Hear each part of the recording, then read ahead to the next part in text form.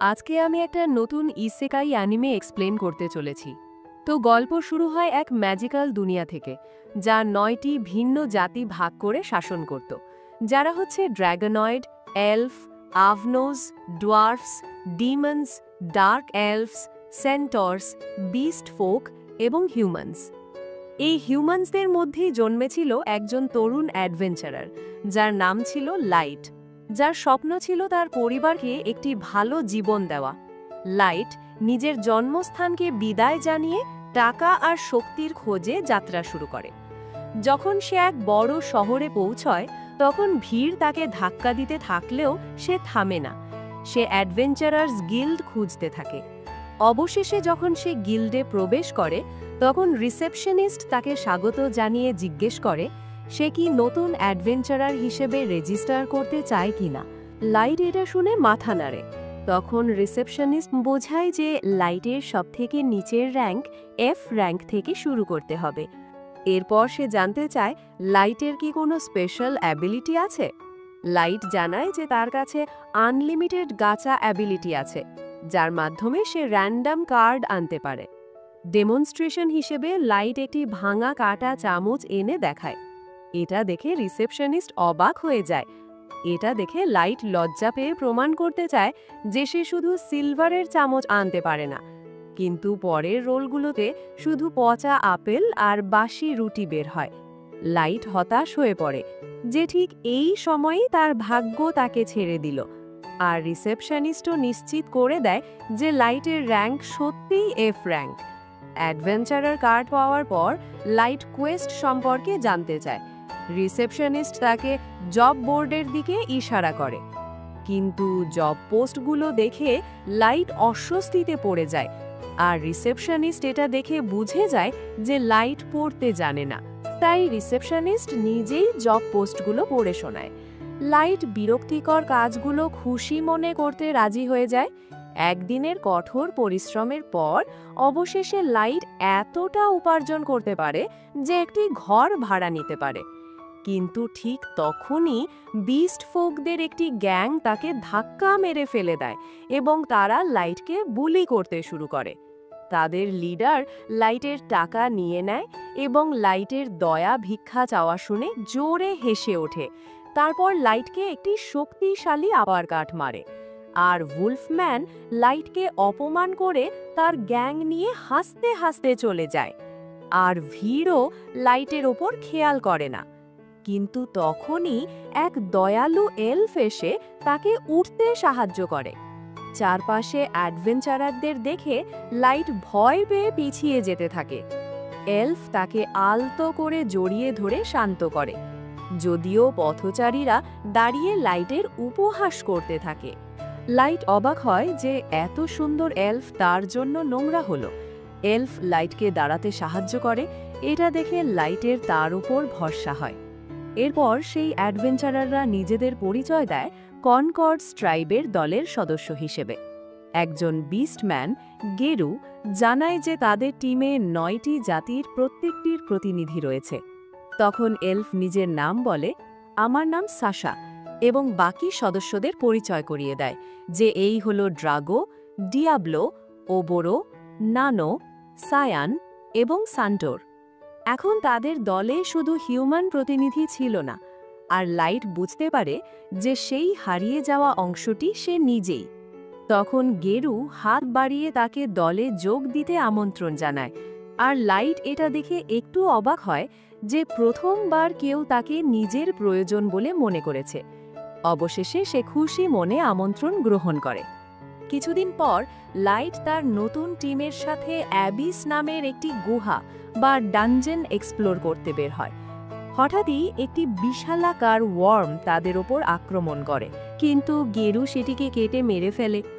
পিছন দিক থেকে আরেকটি ওয়ার্ম আক্রমণ করে, যেটি সাশা তার ধনুকের তীর দিয়ে হত্যা করে। সে লাইটকে অসতর্ক হওয়ার জন্য বকাঝকা করে এবং মনে করিয়ে দেয় যে এটি বিশ্বের সবচেয়ে বিপজ্জনক ডানজেন। সাশার কথা শুনে দলের অন্য সদস্যরা মজা করে বলে, সাশা তো যেন লাইটের খালার মতো আচরণ করছে। লজ্জা পেয়ে সাশা অস্বীকার করে বলে তার লাইটের জন্য কোনো বিশেষ অনুভূতি নেই, সে তো শুধু একজন সঙ্গীকে রক্ষা করছে। তার এসব অজুহাত শুনে বাকিরা হেসে ওঠে। ড্রাগো লাইটকে উৎসাহ দিয়ে বলে যে অন্তত লাইট তাদের দলের জন্য দারুণ চা বানায়। মোটিভেশন পেয়ে দল ডানজানের আরও ভিতরে এগোতে থাকে। তারপর তারা একটি ডেড এন্ডে পৌঁছে ড্রাগো সবাইকে থামতে বলে। লাইট ভাবে হয়তো এখন বিরতির সময়, তাই সে চা বানাতে শুরু করে। কিন্তু ড্রাগো ঠান্ডা গলায় বলে যে তাদের এখন তার চায়ের আর দরকার নেই, কারণ তারা লাইটকে পার্টি থেকে বের করে দিচ্ছে। লাইট প্রথমে এটাকে মজা ভাবে, কিন্তু ড্রাগো কঠোরভাবে একই কথা আবার বলে। হতভম্ব লাইটের দিকে তাকিয়ে গেরুও বলে যে লাইট আর তাদের টিমের অংশ নয়। লাইট জিজ্ঞেস করে, কেন, আমি কি করেছি? গেরু উত্তর দেয় যে তাদের গ্রুপের তাকে আর প্রয়োজন নেই। সাশা লাইটকে বোকা বলে, লাইটের দিকে ঘৃণার দৃষ্টিতে তাকায়। সায়ান এবং ন্যানোও তার উপহাস করতে থাকে, এবং ডেমন সদস্যরা স্বস্তি প্রকাশ করে যে এখন তারা লাইট নামের বোঝা থেকে মুক্ত। এটা শুনে লাইট প্রশ্ন করে, এত দয়া দেখানোর পর তোমরা আমার সঙ্গে প্রতারণা করলে কেন?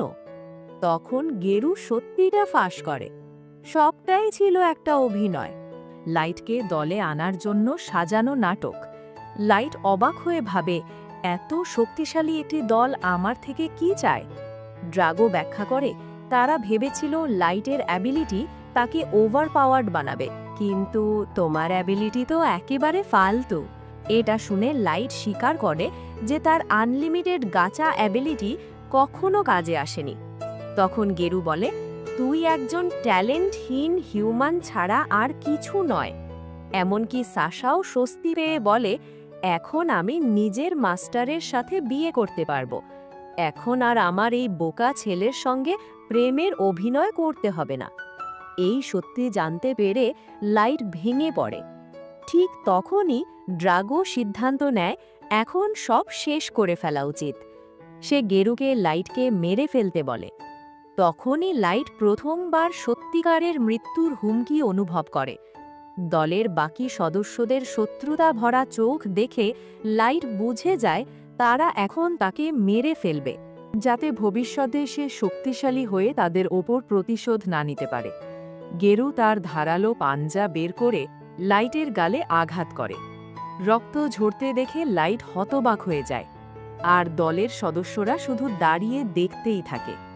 তখনই লাইট চিৎকার করে দৌড়ে পালিয়ে যায়। গেরু হাসতে হাসতে বলে, এখন ডানজানের মনস্টাররাই লাইটকে খেয়ে ফেলবে।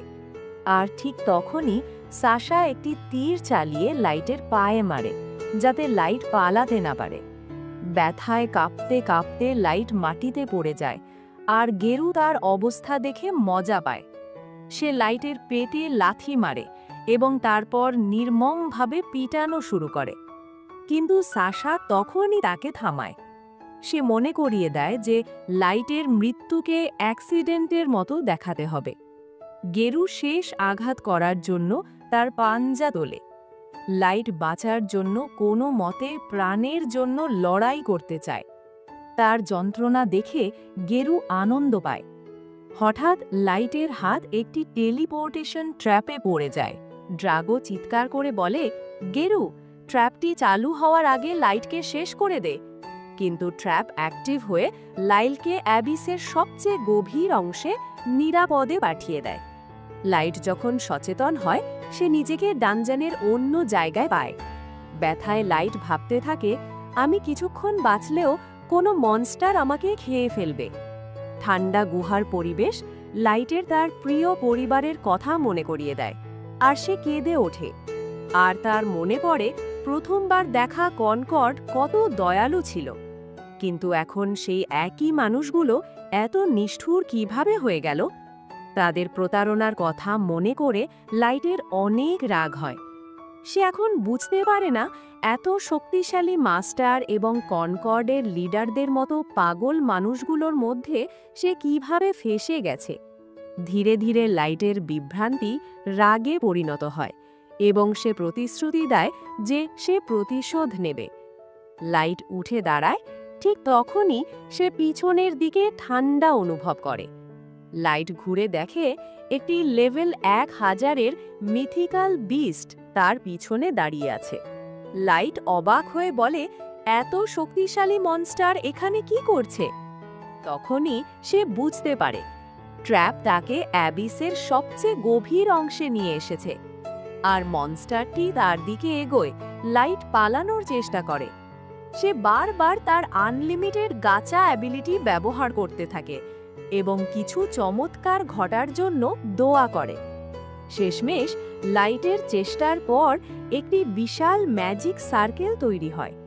লাইট অবিশ্বাসের সঙ্গে দেখে গাচা ডিভাইস থেকে তীব্র অরা বের হয় এবং একটি প্রাচীন ফেরি বের হয়, যা তাকে মাস্টার হিসেবে স্বীকার করে।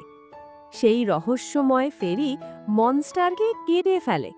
তার কাটা শরীর মাটিতে পড়ে আর ফেরি ধীরে ধীরে নিচে নামে। লাইটের হতবাক মুখের সামনে সে হাত নাড়িয়ে সব ময়লা পরিষ্কার করে এবং লাইটের দিকে গিয়ে তার সামনে বসে আর তার ম্যাজিকের মাধ্যমে লাইটের সব জখম ঠিক করে দেয় এবং ক্ষমা চায় লাইটের হুকুম ছাড়া হিল করার জন্য, কারণ সে লাইটকে আহত দেখতে পারে না। লাইট তার নাম জানায় এবং অবিশ্বাসে পড়ে যায়, কারণ সে বিশ্বের সবচেয়ে ওভারপাওয়ার্ড ফেরি বের করেছে। ফেরি লাইটের নাম শুনে মুগ্ধ হয়ে বারবার তা বলে। তারপর ফেরি লাইটের সঙ্গে অনুগত থাকার শপথ নেয়।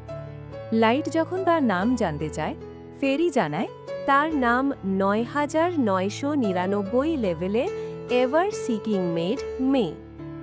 এখন মে ব্যাখ্যা করে যে সে লাইটের gacha super ultra rare card. Light হতবাক হয়ে ভাবছিল গাচা থেকে শুধু বেকার আবর্জনা বের হয়। তখন মে বলে, আমি সম্পূর্ণরূপে আপনার প্রাপ্য এবং আমি চাই আপনি আমাকে গ্রহণ করুন। তার নিরীহ মুখ দেখে লাইট অবশেষে সম্মতি দেয়। মে কৃতজ্ঞতা প্রকাশ করে এবং বলে যে সে লাইটের গাচা অ্যাবিলিটি পরীক্ষা করতে চায়। লাইট অবাক হয়ে বলে, তোমার অ্যাপ্রেজাল স্কিনও আছে? মে জানায় যে এটি তার ক্ষমতার মাত্র একটি ছোট্ট অংশ। আর লাইটের অনুমতি পাওয়ার সঙ্গে সঙ্গে মেয়ের চোখ ঝলমল করতে শুরু করে। মে বোঝায় যে লাইটের গাচা স্কিলে লেয়ার্স অফ সিক্রেট প্রোটেকশন রয়েছে। মে ব্যাখ্যা করে গাচা স্কিল সারফেসে বেকার মনে হওয়ার কারণ হল সেখানে মানা পাওয়ার খুবই কম, কিন্তু অ্যাবিসের সুপারচার্জড মানা তার রেয়ার পোলের সুযোগ বাড়িয়েছে। মে লাইটকে সব কার্ড র্যাঙ্ক ব্যাখ্যা করে। এক্সট্রা র্যাঙ্ক এবং সুপার আল্ট্রা রেয়ার থেকে নর্মাল এবং এরার পর্যন্ত র্যাঙ্ক থাকে। লাইট এখনও পুরোপুরি বোঝে না। মে পরিষ্কার করে যে সারফেসে তার কোনো ভালো কার্ড আসতেই পারত না, কারণ সারফেসে মানা খুব কম। তারপর মে লাইটের বুদ্ধির প্রশংসা করে যে লাইট এত দূর পর্যন্ত এসেছে। লাইট তাকে জানায় সে একা এখানে আসেনি, সে তার দলের সঙ্গে এসেছে, কিন্তু তার দল তাকে প্রতারণা করেছে এবং নির্মমভাবে তাকে মারার চেষ্টা করেছে। সে কাঁদতে কাঁদতে তার কষ্ট বর্ণনা করে যে কিভাবে তাকে বেকার মানুষ বলে অপমানিত করা হয়েছে। তার উদ্দেশ্য ছিল কেবল সৎভাবে উপার্জন করা। মে তার কষ্ট শোনে এবং চুপচাপ তাকে জড়িয়ে ধরে। এর ফলে লাইট ধীরে ধীরে শান্ত হয়ে যায়।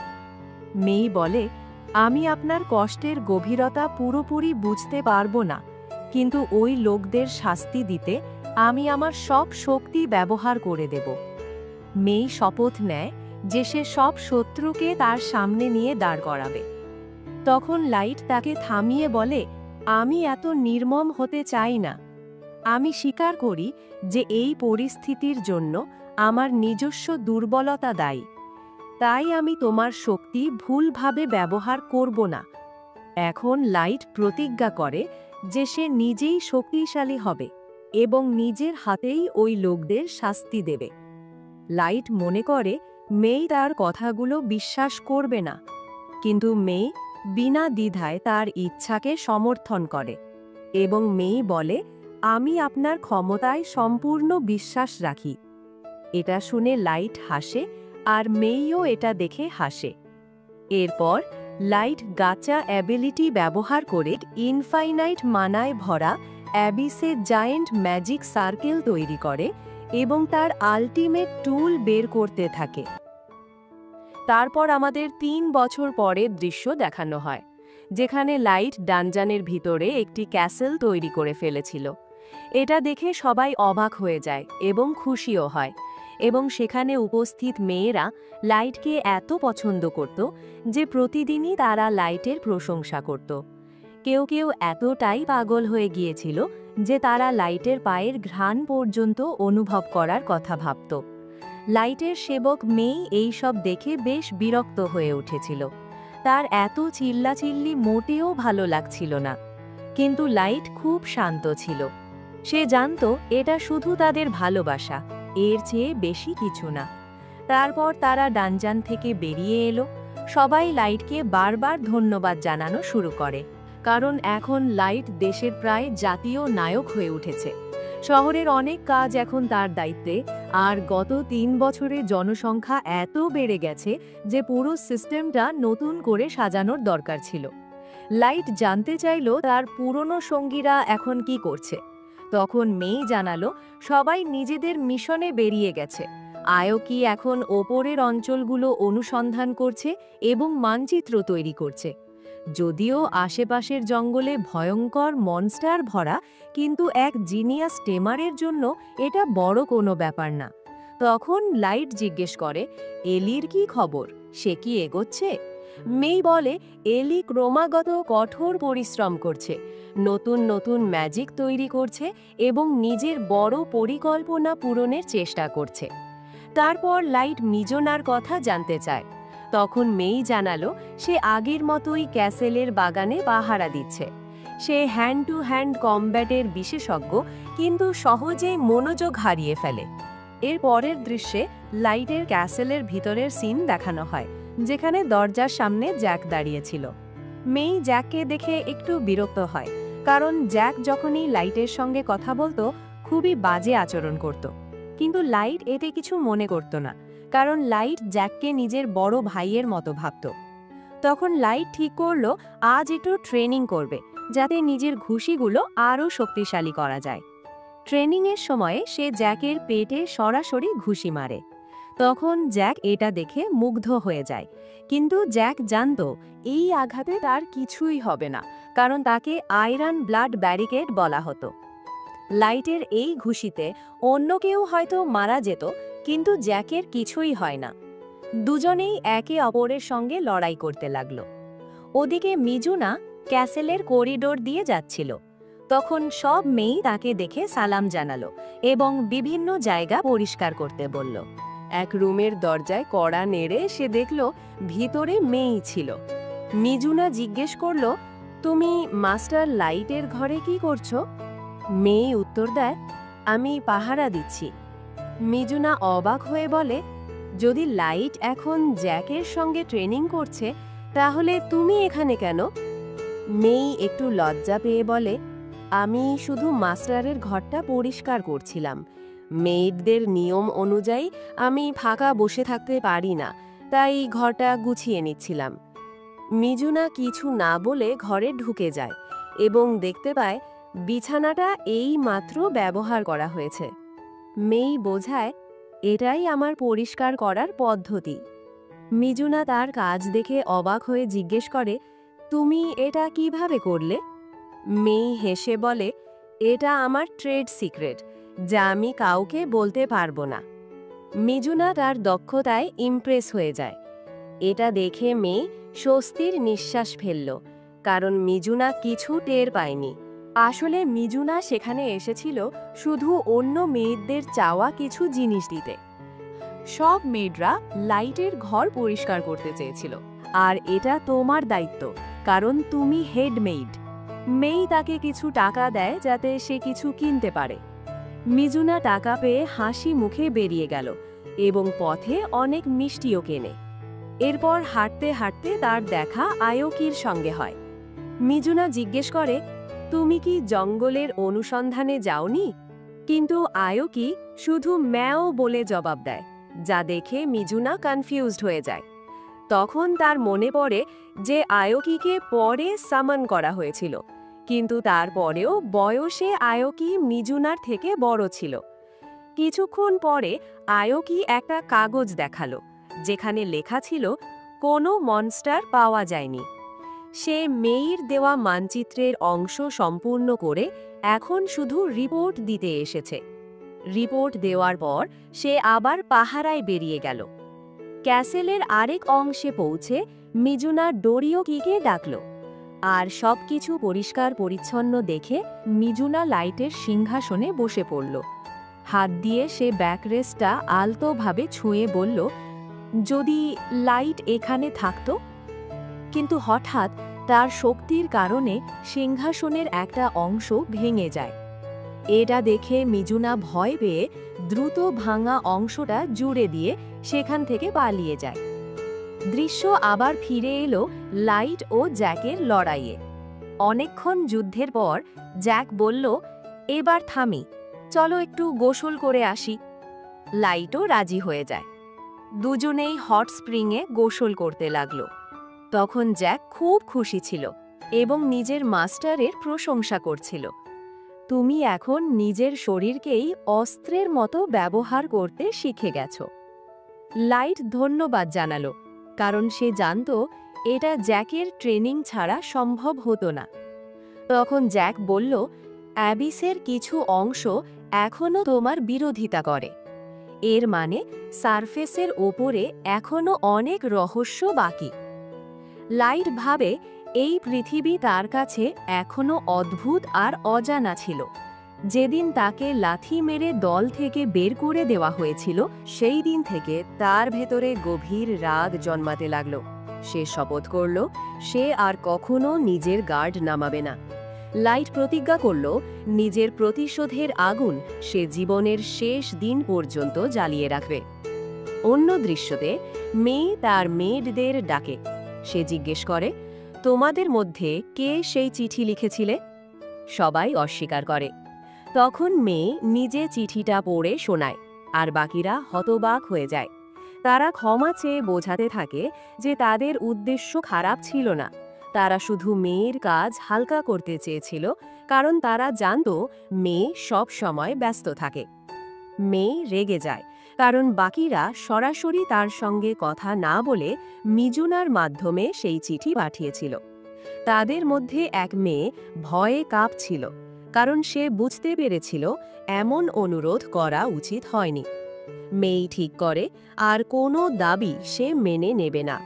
সে সাজা হিসেবে নির্দেশ দিল, এখন থেকে সিংহাসন কক্ষ পরিষ্কার করতে হবে হাতে, কোনো টুল ব্যবহার করা যাবে না। তখন মেয়ে ভাবে, আমি শীঘ্রই মাস্টার লাইটের জন্য সারফেসে এক মিশনে যাওয়ার প্রস্তুতি নিচ্ছিলাম এবং আশা করছি সবাই সৎভাবে কাজ করবে। অন্যদিকে মিজুনা ক্যাসেলের করিডোরে সাজানো অনেকগুলো আর্মার মনোযোগ দিয়ে দেখছিল। তখন এলি এসে বলে, তুমি কি আবার মিষ্টি খুঁজছ? মিজুনা মাথা নেড়ে বলে, না, আমি শুধু এই আর্মারগুলো মনোযোগ দিয়ে দেখছিলাম। এলি কিছুই বুঝল না। সে ভাবে হয়তো মিজুনা কোনো পরিদর্শন বা নতুন নির্মাণের কাজের সঙ্গে জড়িত। এলি বলে, আমার প্রজেক্ট এত ভালো চলছে যে অবশেষে ক্যাসেলে ফিরে আসার সময় পেলাম। আশেপাশের দোকানের লোকেরা তাদের কথা শুনে হাসছিল, কারণ কথাগুলো তাদের কাছে একদমই অর্থহীন লাগছিল। তখন এলি বলে, আমার মাস্টার লাইটের সঙ্গে বসে চা খাওয়ার সুযোগ হয়েছে, যাতে আমি ওনাকে আমার প্রজেক্ট কীরকম চলছে সেটা জানাতে পারি। মিজুনা এটা শুনে বলে, এটা তো একদমই অন্যায়। কেন শুধু তোমাকেই মাস্টার লাইটের সঙ্গে বসার সুযোগ দেওয়া হলো? সে জেদ করে বলে, আমিও মাস্টার লাইটের সঙ্গে চা খেতে চাই, আমাকেও একটা মিটিং শিডিউল করতে সাহায্য করো, আর এর বিনিময়ে যদি কখনো তোমার হ্যান্ড টু হ্যান্ড কমব্যাট ট্রেনিংয়ের প্রয়োজন হয়, তাহলে আমি তোমাকে সাহায্য করব। এলি কিছু বলার আগেই মিজুনা দ্রুত চলে গেল। এলি তাকে যেতে দেখে মনে মনে ভাবে, মিজুনা একসঙ্গে এত শক্তিশালী এবং এতটা সরল কেমন করে হতে পারে? এরপর সে নিজের কাজে ফিরে যায়। তারপর আমাদের আবার মেইডদের দৃশ্য দেখানো হয়, যেখানে তাদের একজন বুঝতে পারছিল না যে তারা এমন কি ভুল করেছে যে মেই এত রেগে আছে।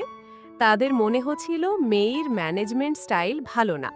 সবাই তার কথার সঙ্গে একমত ছিল, কিন্তু জানতো যে তারা কিছুই করতে পারবে না। তারা সবাই চাইতো মেই তাদের লাইটের রুম পরিষ্কার করতে দেয়, কিন্তু মেই তাদের এটা করতে দেয় না। তাদের মনে ছিল মেই ছিল প্রথম মেড যাকে মাস্টার লাইট প্রথমে সামান করেছিলেন। তারা শুনেছিল আয়োকিকে দ্বিতীয়বার সামান করতে 3 মাস লেগেছিল। এর মানে সেই 3 মাস ধরে মাস্টার লাইট ও মেই দুজন একা ডানজানে বন্দী ছিল। আর এতদিন ধরে একা থাকা সহজ নয়। আর তখন তো লাইটের লেভেলও মেয়ের থেকে কম ছিল। কেউ ভাবতেও চায় না ওই 3 মাসে তাদের মধ্যে কি ঘটেছিল। ঠিক তখনই মেই সেখানে দিয়ে যাচ্ছিল। সে নিজের সম্পর্কে কথা শুনে থেমে গেল এবং তাদের দিকে তাকালো। মেয়েরা তৎক্ষণাৎ বলল যে তারা সবাই মেয়ের প্রতি ডিভোটেড। কিন্তু মেই তাদের বিশ্বাস করল না। সে তাদের ধমকাতে শুরু করলো। কিছুক্ষণ পর তারা ব্যাখ্যা দিল যে তারা শুধু একটু ঈর্ষা বোধ করছিল, কারণ মেই ছিল মাস্টার লাইটের প্রথম সামান।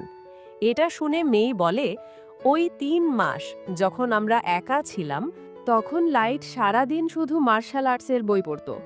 তোমরা যেসব বাজে কথা ভাবছো তার জন্য আমাদের একদম সময় ছিল না। আর আমি তো এটা ভাবছিলাম যে আমি হয়তো তোমাদের কিছু কঠোর আদেশ বেশি দিয়ে ফেলেছি। কিন্তু এখন বুঝলাম আমি ভুল ছিলাম, কারণ মেয়েডরা তো কখনো ক্লান্তই হয় না। তাই এখন থেকে তোমরাও সিংহাসন কক্ষ পরিষ্কার করবে। সারা রাত তারা একটানা পরিষ্কার করতে থাকলো, কিন্তু হঠাৎ সেই জায়গাটাই ভেঙে পড়ল যেটা আগে মিজুনা ভেঙেছিল। সবাই হতবাক হয়ে গেল। পরের দিন তারা অবশেষে লাইটের সঙ্গে দেখা করল, কিন্তু তখন তারা ঈর্ষা অনুভব করল, কারণ লাইট আয়োকির সঙ্গে এমন আচরণ করছে যেন সে সত্যিই একটা বিড়াল। অন্যদের এটা একদমই অন্যায় লাগলো। হঠাৎ এক হেল হাউন্ড তাদের সামনে হাজির হলো। এটা দেখে লাইট ভয় পেয়ে গেল, কারণ তার অতীতের সেই স্মৃতিগুলো এখনো তাকে ভয় দেয়। কিন্তু সেই হেল হাউন্ড মেয়েদের পাওয়ার দেখে পিছিয়ে গেল। তখন লাইট এসে সবাইকে শান্ত করালো এবং বলল, ওই হেলহাউন্ডকে একা ছেড়ে দাও। তখন তারা জিজ্ঞেস করল, আমাদের এখানে ডাকা হয়েছে কেন? লাইট বলল, আমি মেয়ের কাছ থেকে একটা খবর পেয়েছি যে মেয়ে সবার জন্য ফাঁদ রেতেছে। এটাই ছিল লাইটের প্রতিশোধের সময়। 3 বছরের প্রস্তুতির পর এখন সব শুরু হতে চলেছে। অন্য দৃশ্যে আমরা দেখতে পাই বিস্টম্যান ফেডারেশনের উলফ সিটি আকরা, যেখানে সেই গেরু এখন এক মহান নেতা হয়ে উঠেছে আর সবাই তাকে সম্মান করত। গেরু এখন বিস্ট অফ দ্য স্লাম এর অনাথ, যে বস্তি থেকে উঠে এসে ওয়্যারউলফদের পরবর্তী নেতা হওয়ার প্রিয় প্রার্থী হয়ে উঠেছে। তখন তার দলের লোকেরা তাকে জিজ্ঞেস করে, আপনি 3 বছর আগে ঠিক কী কাজ করেছিলেন? কিন্তু গেরু কিছুই বলে না, কারণ সেটা তার সিক্রেট। গেরু সেই কাজটার কথা মনে করে, এমন এক কাজ যা একই সঙ্গে গৌরবময় ও ভয়ঙ্কর ছিল।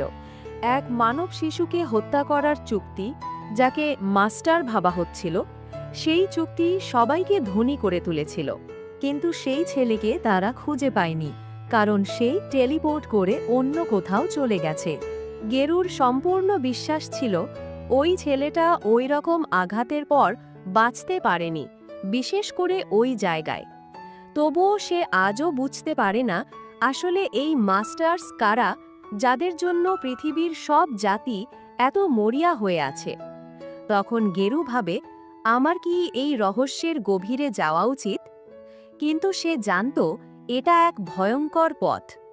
সে নিজেকে বলল, ঘুমন্ত কুকুরদের ঘুমোতেই দেওয়া ভালো, অর্থাৎ কিছু সত্য চাপা থাকাই ভালো। সে ওয়েটারকে ডেকে আরেক রাউন্ড মদ আনতে বলল। ঠিক তখনই ওইখানে মেই প্রবেশ করল। মেই বলে, আপনি কি স্যার গেরু, আর আপনি কি ট্রাইবাল কনকর্ডের সদস্য ছিলেন? তখন গেরুর চামচারা বলে, তুমি জানো না, এইভাবে মাস্টারের সঙ্গে কথা বলা অভদ্রতা? কিন্তু গেরু তাদের চুপ করিয়ে দিয়ে বলে, মেয়ে, তুমি এখানে কেন এসেছো? মেই বলে, আমি মাস্টার লাইটের এক সেবিকা। আমি অনেক দিন ধরে তার ঠিকানা খুঁজছি। গেরু ভাবতে লাগলো, এই মেয়ে কি এমন কিছু জানে যা আমরা জানি না? তখন মেয়ে ধীরে বলল, লাইট একজন নোবেল। এই কথা শুনে গেরু জোরে হেসে উঠল। নোবেল? তাও আবার সেই ছেলেটা? গেরু জানত, যদি সে সত্যিই বলে থাকে, তবে তার ওপরের কর্মকর্তারা নিশ্চয়ই লাইটের ব্যাপারে সম্পূর্ণ তদন্ত করে ফেলেছে। গেরুর মনে পড়ল, লাইট কখনো নিজেকে নোবেল বলেনি। কিন্তু যদি সত্যিই তা হয়, তবে এটা তাদের জন্য এক মোক্ষম সুযোগ। তাছাড়া মেয়েটি নিজেও কিছুটা বড়লোকই ছোঁয়া দেখাচ্ছিল। কিন্তু গেরু এখনও বিশ্বাস করতে পারছিল না যে লাইট সত্যিই কোনো নোবেল হতে পারে।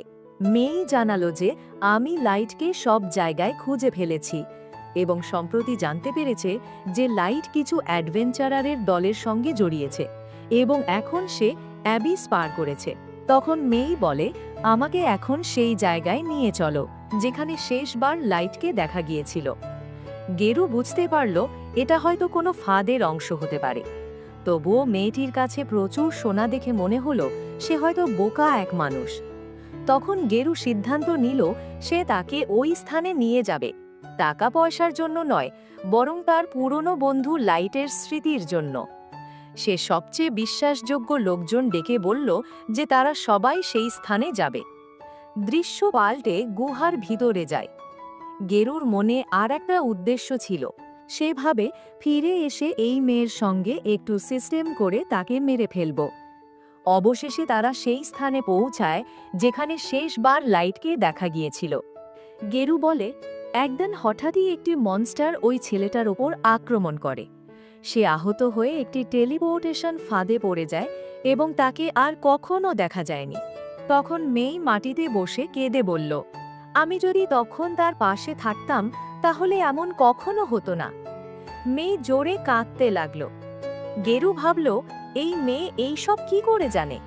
কারণ এগুলো ছিল কেবল ট্রাইবাল কনকর্ডের সদস্য এবং কয়েকজন উচ্চ কর্মকর্তার গোপন তথ্য। গেরু জিজ্ঞাসা করল, তুমি এগুলো কিভাবে জানো? মেয়ে ধীরে মাথা তোলে এবং বলে, আমি তো শুধু মানুষ নই, আমি আমার আনুগত্য লর্ড লাইটের প্রতি বেঁধে রেখেছি। আর এখন আমি এখানে এসেছি লাইটের সঙ্গে যা হয়েছে তার প্রতিশোধ নেবার জন্য। গেরু মেয়েকে দেখে তার এক অদ্ভুত অনুভূতি হয়। গেরু ভাবে, এখন কি আমি পরবর্তী শিকার হব? হঠাৎ পিছন থেকে একটা আওয়াজ এলো, অনেক হয়েছে মেয়ে, এখন থামো। সবাই তাকিয়ে দেখল এটা লাইট নিজেই। এক ঝটকায় সবাই অবাক হয়ে যায়। তখন গেরু বলে, কি করে এই ছেলেটা এখানে এলো? কেউ বলল, হয়তো ওর সঙ্গে আরও লোকও আছে। গেরুর মনে ভয় আর সন্দেহ একসঙ্গে কাজ করছিল। সে বুঝতে পারছিল না লাইট কিভাবে বেঁচে এখানে পৌঁছালো। গারুর সঙ্গীরা চিৎকার করল, এটা কি চলছে? গেরু হেসে বলল, একটা লেভেল 15-র বাচ্চা আমার থেকে বদলা নিতে এসেছে, কিন্তু আমি তো লেভেল 150-এর ওপরে। সে নিশ্চিন্ত হয়ে বলে, তুই কখনো আমাকে মারতে পারবি না, কিন্তু হ্যাঁ, তোর শরীর কাজে লাগিয়ে আমি হয়ে যাব সবথেকে শক্তিশালী বিস্টম্যান। লাইট শান্ত কণ্ঠে উত্তর দিল, আমি বেঁচে আছি কারণ মেয়ে আমাকে বাঁচিয়েছিল এবং সেই দিন থেকেই সে আমার সেবিকা। আমি জানি যে সবার মনে অনেক প্রশ্ন আছে, কিন্তু এখন উত্তর দেওয়ার সময় নেই। তখন গেরু ও তার লোকেরা হেসে উঠল, কারণ তারা সবাই লেভেল 130-এর ওপরে ছিল। তারা ভাবে, দুই মানুষ আর তাদের কি করতে পারবে? তুই শুধু ভাগ্যের জোরে বেঁচে গেছিস, গেরু বলল, কিন্তু এবার তোর ভাগ্যও শেষ। সে এগিয়ে এলো, কিন্তু পলকের মধ্যেই তার দুই সঙ্গীর মাথা মাটিতে কেটে পড়ল। মেয়ে দাঁড়িয়েছিল, তার চোখ ঠান্ডা ও নির্মম। সে বলল, মাস্টার লাইটের অপমান আমি সহ্য করতে পারবো না। লাইট তার দিকে তাকিয়ে বলল, ধন্যবাদ মেয়ে, এখন পথ বন্ধ করে দাও, যাতে কেউ পালাতে না পারে। মেই বলল, এই জায়গা থেকে কোনো আত্মাও বাইরে যেতে পারবে না। বাকিরা ভয়ে কাঁপতে লাগলো।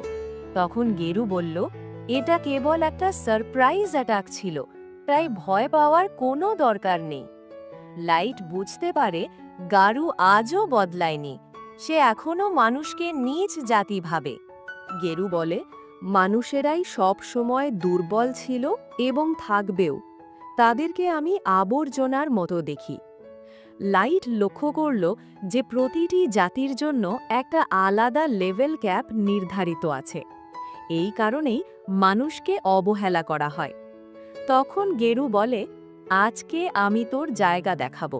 যখনই তারা লাইটের দিকে এগোয়, তখন লাইট তার স্টাফ দিয়ে সবাইকে হারিয়ে দেয়। লাইট শান্ত কণ্ঠে জিজ্ঞেস করল, এটাই কি তোমার দেখানোর মতো সব? তবুও গেরু লাইটকে দুর্বল বলতে লাগল। রাগে গেরু একটি ম্যাজিক্যাল স্টোন তুলে নিজেকে শক্তিশালী করল এবং সঙ্গে সঙ্গেই একটি লেভেল 500 মনস্টার ডেকে আনল, যাতে লাইটকে মারতে পারে। কিন্তু লাইটের কাছে লেভেল 500-এর মনস্টার দুর্বল প্রাণী মাত্র। গেরু হেসে বলল, লাইট, আবারও ঠিক ওইভাবে নিজের জীবনের জন্য ভিক্ষা চাওয়া শুরু কর, যেমন তুই 3 বছর আগে চেয়েছিলি। কিন্তু লাইট যুদ্ধ শেষ করে দেওয়ার সিদ্ধান্ত নিল। কিন্তু গেরু রাগে পাগল হয়ে উঠল। সে ভাবল, এই ছেলেটার অস্তিত্বটাই মুছে দেব। তারপর মনস্টার লাইটের ওপর হামলা করে দিল। সবাই ভেবেছিল এবার সব শেষ, কিন্তু লাইট ভয় পায় না। সে আরামে সেই আক্রমণ থামিয়ে দিল। লাইট হাসি মুখে বলল, তোমার কি লজ্জা করে না? শুধু আক্রমণ করো আর ধুলো উড়িয়ে আমার কাপড় নোংরা করো। মনস্টারও এখন এটা দেখে ভয় পেয়ে যায়, কারণ তার আঘাত লাইটকে ছুঁতেও পারল না। সমস্ত উলফরা অবাক হয়ে গেল। তারা ভাবে, লাইট এত সহজে সেই আঘাত ব্লক করে ফেলল। তখন লাইট তার মনস্টার ডাকল। এটা সবাই দেখে ভয় পেয়ে যায়। তখন লাইট আদেশ করল, আর এক ঝটকায় সেই মনস্টার জমে গেল ও এক মুহূর্তে ধ্বংস হয়ে গেল। সে বুঝতে পারল না যে কিভাবে তার মনস্টার হেরে গেল। ঠিক তখন লাইট তার আসল ক্ষমতা দেখায়। তার লেভেল ছিল 9999। সবাই এটা দেখে কাঁপতে লাগলো। গেরু বিশ্বাস করতে পারল না যে একজন মানুষের এমন শক্তি হতে পারে, যখন তাদের সর্বাধিক ক্ষমতা মাত্র লেভেল 100 হতে পারে। কিন্তু এত লেভেল হওয়ার পরও লাইটের বয়স বাড়েনি। লাইট জানালো যে সে ইউথ ব্রেসলেট ব্যবহার করে বয়স বৃদ্ধি থামিয়ে রেখেছে। তারপর লাইট বলল যে আমি কখনোই সেই দিনের কথা ভুলে যাইনি যখন তোমরা আমাকে মুছে ফেলতে চেয়েছিলে। এখন লাইটকে দেখে সে বুঝল মৃত্যু তার সামনে দাঁড়িয়ে আছে এবং পালানোর কোনো পথ নেই। গেরু কাঁপতে কাঁপতে ক্ষমা চাইতে লাগল। বলল, যা ঘটেছে সব আমার দেশের আদেশে করা হয়েছিল, এতে আমার ব্যক্তিগত দোষ নেই। আর তুমি আমাদের সেই ভালো মুহূর্ত মনে করে আমাকে এবারের মতন ছেড়ে দাও। তখন লাইট প্রশ্ন করে, তুমি মাস্টার্সদের সম্পর্কে যা জানো সব বলো। গেরু জানালো যে উঁচু কর্মকর্তারা কেবল বলতেন ওদের খুঁজে আনো।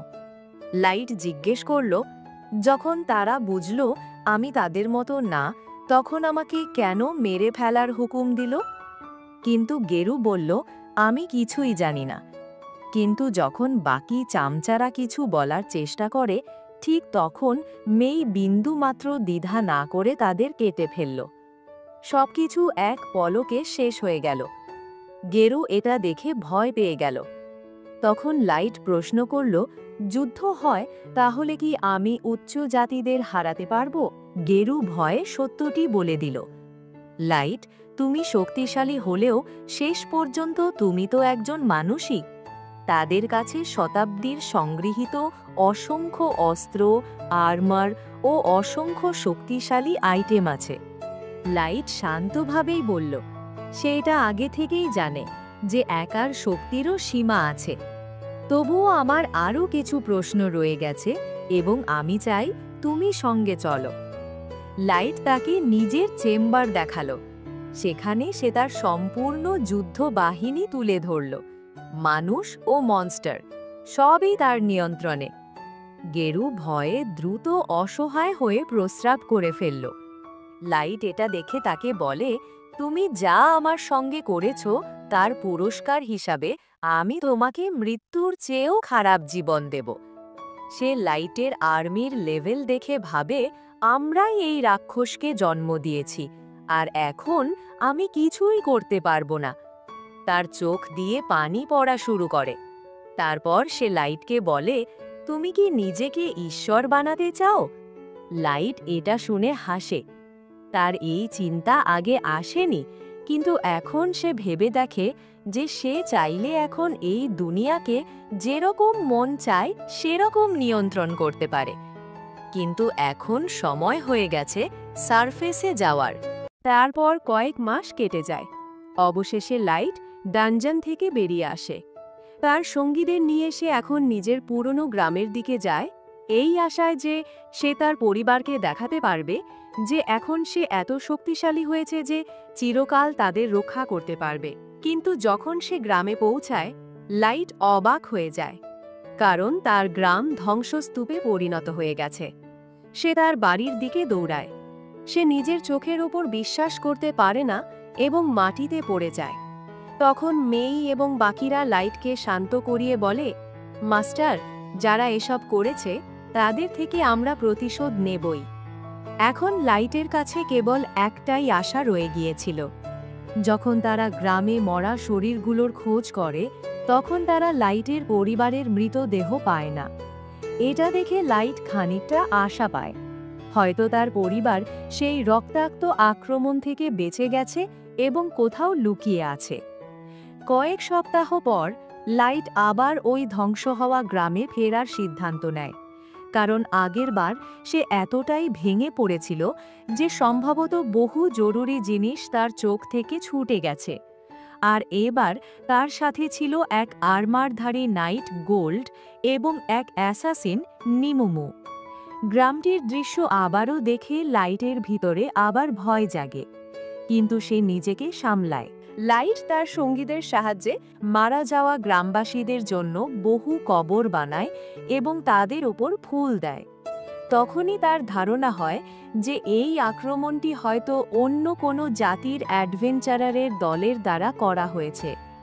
এই সময় গোল্ড অভিযোগ করতে শুরু করে যে যদি তারা দ্রুত এখান থেকে না যায়, সেক্ষেত্রে তাদের রাতটুকু খোলা জায়গায় কাটাতে হবে। তখন নিমুমু তাকে লাথি মেরে বলে, মাস্টার শোকে আছে আর আমাদের তাকে সময় দিতে হবে। গোল্ড জবাব দেয় যে আমি মাস্টারের জন্য বরফে ঢাকা পাহাড় থেকে নরকের গভীরতা পর্যন্ত যেতে পারি, কিন্তু এখন তাদের একটি নিরাপদ জায়গা খুঁজে বের করতে হবে যাতে মাস্টার লাইট একটু বিশ্রাম করতে পারে। এটা শুনে নিমুমু কিছুই বলতে পারে না এবং এই ছোট তর্ক লাইটের মুখে একটা হালকা হাসি নিয়ে আসে। তখন লাইট উঠে বলে, রিল্যাক্স করো বন্ধু, আমি ঠিক আছি। আমরা শীঘ্রই থাকার জায়গা খুঁজে নেব, কিন্তু আগে আরও তথ্য সংগ্রহ করা দরকার। সবাই জানে যে আমাদের শক্তি পুরো পৃথিবীর সঙ্গে মোকাবিলা করার মতো, কিন্তু লাইট এখনও মনে করে যে তাদের সাবধানে চলা উচিত এবং কারণ ছাড়া কোনো বড় যুদ্ধে ঝাঁপিয়ে পড়া ঠিক না। গোল্ডও একমত এবং বলে, যদি কোনো ঝামেলা ছাড়া জিততে চাও তাহলে নিজের শত্রুকে ততটুকুই জানার চেষ্টা করো যতটুক তুমি নিজেকে জানো। লাইট বলে, আমাদের প্রথমে প্রতিটি দেশের শক্তি সম্পর্কে ধারণা নিতে হবে। একই সঙ্গে সে সন্দেহ করে যে তার গ্রামের উপর হওয়া আক্রমণটি একজন পোটেনশিয়াল মাস্টার হতে পারে। লাইট মনে করে সেই গোপন সংগঠন যারা একসময় তাকে মারার আদেশ দিয়েছিল, হয়তো তারা এখন গ্রামেও পৌঁছে গেছে। এটা ভেবে লাইট অনেক রেগে যায় এবং সে শপথ করে যে এই দুনিয়াকে বাঁচানোর জন্য আমি ওই সংগঠনকে মুছে ফেলব। নিমুমু লাইটকে দেখে ভয় পেয়ে যায়, কিন্তু গোল্ড লাইটকে শান্ত করে বলে, এখন আপনার রাগ নিয়ন্ত্রণ করতে হবে। শহরে আমরা কোনো ঝামেলা চাই না। এটা শুনে লাইট খানিকটা শান্ত হয়। তারপর লাইট তার পকেট থেকে একটা মুখোশ বের করে পরে এবং তারপর তারা তিনজন উড়ে ড্যাগোস নামক শহরের দিকে অগ্রসর হয়। পথে নিমুমু প্রশ্ন করে, শহরে পৌঁছে তারা কি করবে? লাইট জবাব দেয়, সেখানে গিয়ে আমাদের লো প্রোফাইলে থাকতে হবে, যাতে কনকর্ড অফ 12 কোনো সন্দেহ না করে। আর হ্যাঁ, আমরা প্রথমে অ্যাডভেঞ্চার্স গিল্ডে রেজিস্টার করব। রেজিস্ট্রেশনের পরে লাইট পরিকল্পনা করে যে এখন থেকে যত দ্রুত সম্ভব তাদের পার্টির র্যাঙ্ক বাড়াতে হবে। যত উঁচু র্যাঙ্ক, তত বেশি তথ্য তাদের হাতে আসবে। কিছু মানুষ সাহায্যের জন্য আসবে, আর কিছু তাদের বিশ্বাস অর্জনের জন্য আসবে।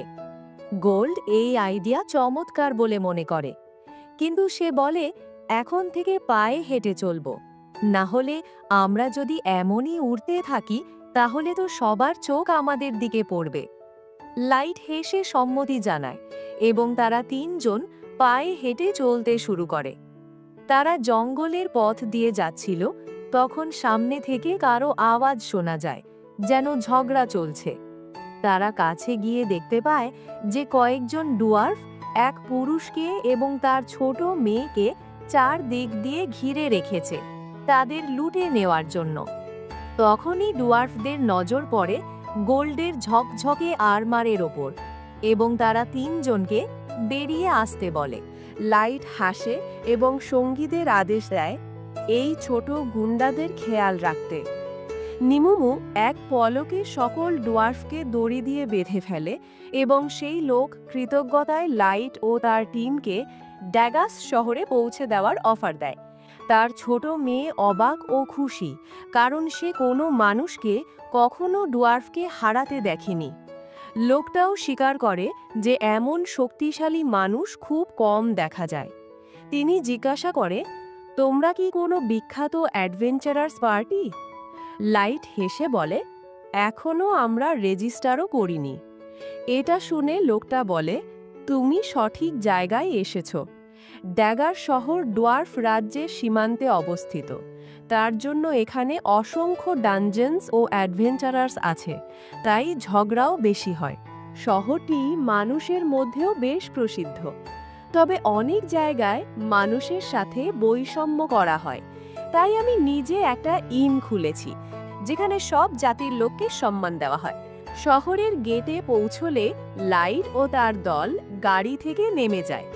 লোকটি বলে, আমাকে কর্নেল বলে ডেকো, আর যদি রাত কাটাতে চাও তাহলে অবশ্যই আমার ইনে এসো। লাইট তাকে ধন্যবাদ জানায় এবং ভিতরের দিকে এগোয়। শহরের দৃশ্য চমৎকার। প্রতিটি গলিতে দোকান, হাতিয়ার ও আর্মার বিক্রি চলছে। ডুয়ার্ফরা তাদের তলোয়ার ও ঢাল তৈরি করে বিক্রি করছে, ফলে রাস্তাগুলো লোকজনে ভরে উঠেছে।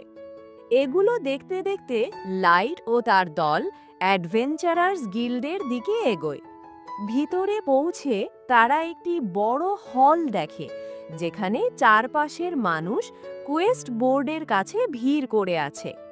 লাইট দেখে যে অনেক মানুষ অ্যাডভেঞ্চারারও আছে, কিন্তু বৈষম্য এখনো থামেনি। অন্যান্য জাতির অ্যাডভেঞ্চারারদের জন্য মানুষরা রাস্তা ছেড়ে দেয়। লাইট কিছু বলে না এবং সরাসরি রেজিস্ট্রেশন ডেস্কে যায়। সেখানে তাদের র্যাঙ্ক এফ দেওয়া হয়। নিমুমু রেগে বলে, লাইট যেটুকু শক্তিশালী সে অনুযায়ী তাকে কমপক্ষে এস র্যাঙ্ক দেওয়া উচিত। এটা শুনে রিসেপশনিস্ট রেগে বলে, যে র্যাঙ্ক পেয়েছো তাতে খুশি থাকো। নিমুমু আর কিছু বলার আগে লাইট তাকে থামায়। সে হাসি মুখে রিসেপশনিস্টের কাছে ক্ষমা চায় এবং তার এফ র্যাঙ্ক নেয় এবং বাইরে বেরিয়ে আসে। বাইরে এসে নিমুমু লজ্জায় লাইটের কাছে ক্ষমা চায়। লাইট শান্তভাবে বলে, কোনো কথা নয়, এখন চলো কর্নেলের ইনে যাই, সেখান থেকে পরবর্তী পদক্ষেপ ভাবব। কর্নেল তাদের দেখে খুবই খুশি হয় এবং জিজ্ঞাসা করে, বলো লাইট, তোমার জন্য আমি কি করতে পারি? তখন লাইট বলে, আমার কাছে একটা অদ্ভুত অনুরোধ আছে। আমি এই পুরো ওপরের মেঝেটা 1 মাসের জন্য ভাড়া নিতে চাই, এবং সেই সময় যেন সেখানে আর কেউ যেতে না পারে, এমনকি ইনের কোনো কর্মীরাও না। আমি আগে থেকেই ক্ষমা চেয়ে নিচ্ছি যদি আমার অনুরোধে কোনো অসুবিধে হয়ে থাকে, কিন্তু এটা অত্যন্ত জরুরি। এরপর লাইট একটি সোনার কয়েন ভরা থলে বের করে কর্নেলকে পেমেন্ট হিসেবে দেয়। কর্নেল তা ফিরিয়ে দিয়ে বলে, আমি সেই মানুষের থেকে টাকা নেব না যে আমার জীবন বাঁচিয়েছে। কিন্তু লাইট জোর দেয় এটা তার জন্য জরুরি। শেষে কর্নেলে টাকা নেওয়া লাগে। উপরে উঠেই লাইট কিছু জাদুর ব্যারিয়ার বসায় যাতে বাইরের কেউ তাদের উপর নজর রাখতে না পারে। তারপর সে মাস্ক ও ক্লক খুলে একটু বিশ্রাম নেয়। তখন নিমুমু তাকে দেখে বলে, লাইট, তোমার এতটা ঝুঁকি নেওয়া উচিত ছিল না। আমি ও গোল্ড সমস্ত তথ্য একত্র করতে পারতাম। তুমি অনেক শক্তিশালী, কিন্তু তারপরও সতর্ক থাকা ভালো। লাইট এটা শুনে একটু রেগে যায়। সে দাঁড়িয়ে প্রশ্ন করে, তুমি কি চাও আমি প্রতিশোধ নেওয়ার অধিকার ছেড়ে দেই, তাদেরকে শাস্তি না দেই যারা আমার গ্রাম ও পরিবারকে মুছে দিয়েছে? নিমুমু লাইটকে দেখে ভয়ে কেঁপে ওঠে এবং মাটিতে মাথা নিচু করে ক্ষমা চেয়ে বলে, আমার কথার এই মানে ছিল না লাইট, আমি তোমাকে কষ্ট দিতে চাইনি। কিছুক্ষণ পর লাইট নিজেকে সামলায়, তারপর নিমুমুকে তুলে দাঁড় করায় এবং বলে, আমাকে ক্ষমা করো, তুমি তো শুধু আমার নিরাপত্তা চেয়েছিলে, আমার সেটা বোঝা উচিত ছিল। পরের সকালে তারা ডানজানে যাওয়ার প্রস্তুতি নেয়। সবাই নিজেদের গিয়ার পরে এক লম্বা লাইনে দাঁড়ায় যা ডানজানের গেট পর্যন্ত যায়। লাইনে দাঁড়িয়ে থাকার সময় হঠাৎ 2জন হুডি পরা লোক সামনের একদল মানুষ অ্যাডভেঞ্চারারদের মাঝে ঢুকে পড়ে, কিন্তু কেউ কিছু বলার সাহস করে না। লাইট এটা দেখে বুঝে যায় তারা নিশ্চয়ই অন্য জাতির অ্যাডভেঞ্চারার। তখন লাইট তাদের কাছে গিয়ে বলে, লাইনে ফিরে যাও যেমন বাকিরা দাঁড়িয়ে আছে।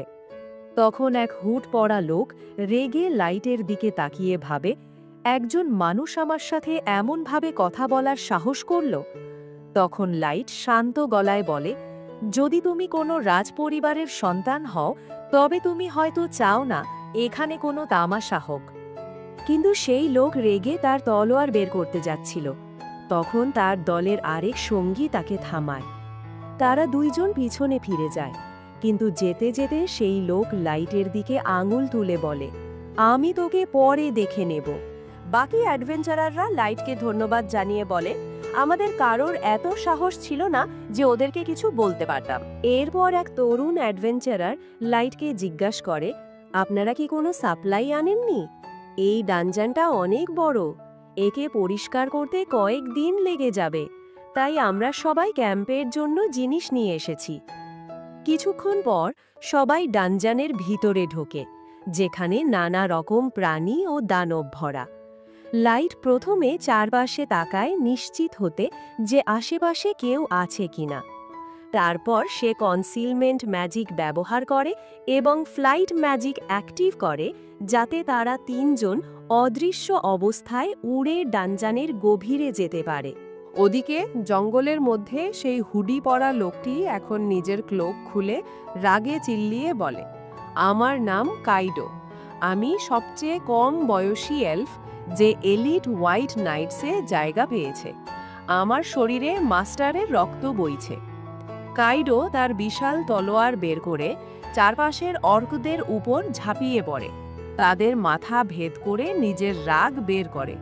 তার পাশে দাঁড়ানো ডার্ক এলফ ইউন তাকে থামিয়ে বলে, কাইডো, শান্ত হও। কিন্তু কাইডো এখনও ক্ষিপ্ত, কারণ সে নিজের লেভেল বাড়াতে পারছে না। তার লেভেল 1500-তে এসে থেমে গেছে। সে রাগে বলে, সাধারণ এলফের লেভেল তো 700-তেই থেমে যায়, কিন্তু আমি তাদের মতন না, আমি এই সীমা ভেঙে ফেলব। সে নিজের তলোয়ার মাটিতে গেঁথে শপথ করে, আমি হব এই দুনিয়ার সবচেয়ে শক্তিশালী যোদ্ধা। ওদিকে ডানজানের 3য় ফ্লোর পুরোপুরি পরিষ্কার করে ফেলেছে লাইট ও তার দল। তারা আজকের অভিযান এখানেই শেষ করার সিদ্ধান্ত নেয় এবং সমস্ত ম্যাজিক জেম সংগ্রহ করে, যা লেভেল ক্লিয়ার করার প্রমাণ হিসাবে ব্যবহৃত হবে। সব সংগ্রহের পর তারা ফিরে যাওয়ার পথে ডানজানের সৌন্দর্য উপভোগ করে। লাইট ভাবে, যদি আমাদের উড়ার ক্ষমতা না থাকতো তবে এক ফ্লোর থেকে অন্য ফ্লোরে যেতেই ঘন্টার পর ঘন্টা লেগে যেত, কিন্তু আমাদের স্কিলের জন্যই আমরা এক দিনে বহু ফ্লোর পার করে ফেলেছি। ফেরার পথে তারা দেখে কিছু তরুণ অ্যাডভেঞ্চারার গবলিনদের সঙ্গে লড়ছে। লাইট কিছুক্ষণ তাদের দেখে, তাদের টিম ওয়ার্ক বেশ ভালো এবং তারা গবলিনদের হারাতে সক্ষম হয়। কিন্তু ঠিক তখনই পিছনের ঝোপ থেকে একটি বুশ স্নেক ধীরে ধীরে মেয়েটির দিকে হামলা করতে এগোয়। লাইট সঙ্গে সঙ্গে নিচে নেমে সেই সাপটিকে মেরে ফেলে। সে অ্যাডভেঞ্চারারদের বলে, সবসময় শুধু সামনে থাকা শত্রুর দিকে নজর রেখো না, চারপাশে কি চলছে সেটার উপরও খেয়াল রেখো। তারা সবাই লাইটকে ধন্যবাদ জানায়, কিন্তু ঠিক তখনই জঙ্গল থেকে কয়েকটি নেকড়ে বেরিয়ে আসে। সবাই ভয় পায় এবং পালানোর চিন্তা করে, কিন্তু আশ্চর্যের বিষয়, ওই নেকড়েগুলো আক্রমণ করে না, বরং উল্টো দিকেই পালিয়ে যায়, কারণ জঙ্গল থেকে বেরিয়ে আসে এক বিশাল ম্যান্টিস। এটা দেখে বাচ্চারা পালানোর জন্য প্রস্তুত হচ্ছিল। তখন লাইট তাদের জিজ্ঞেস করে, আমি কি এই মনস্টারটাকে নিজেই শিকার করতে পারি? এটা শুনে নিমুমু বলে, এই ম্যান্টিসটা লেভেল 500। এটা শুনে বাচ্চারা ভয় পেয়ে যায় এবং নিজেদের টিমকে পালিয়ে যাওয়ার কথা বলে। ঠিক তখনই ম্যান্টিস আক্রমণ করে দেয়, কিন্তু গোল্ড দ্রুত সামনে এসে ম্যান্টিসকে আটকে দেয়। কয়েকটি হামলার পর গোল্ড বুঝে যায় এই ম্যান্টিসকে হারানো সহজ হবে না।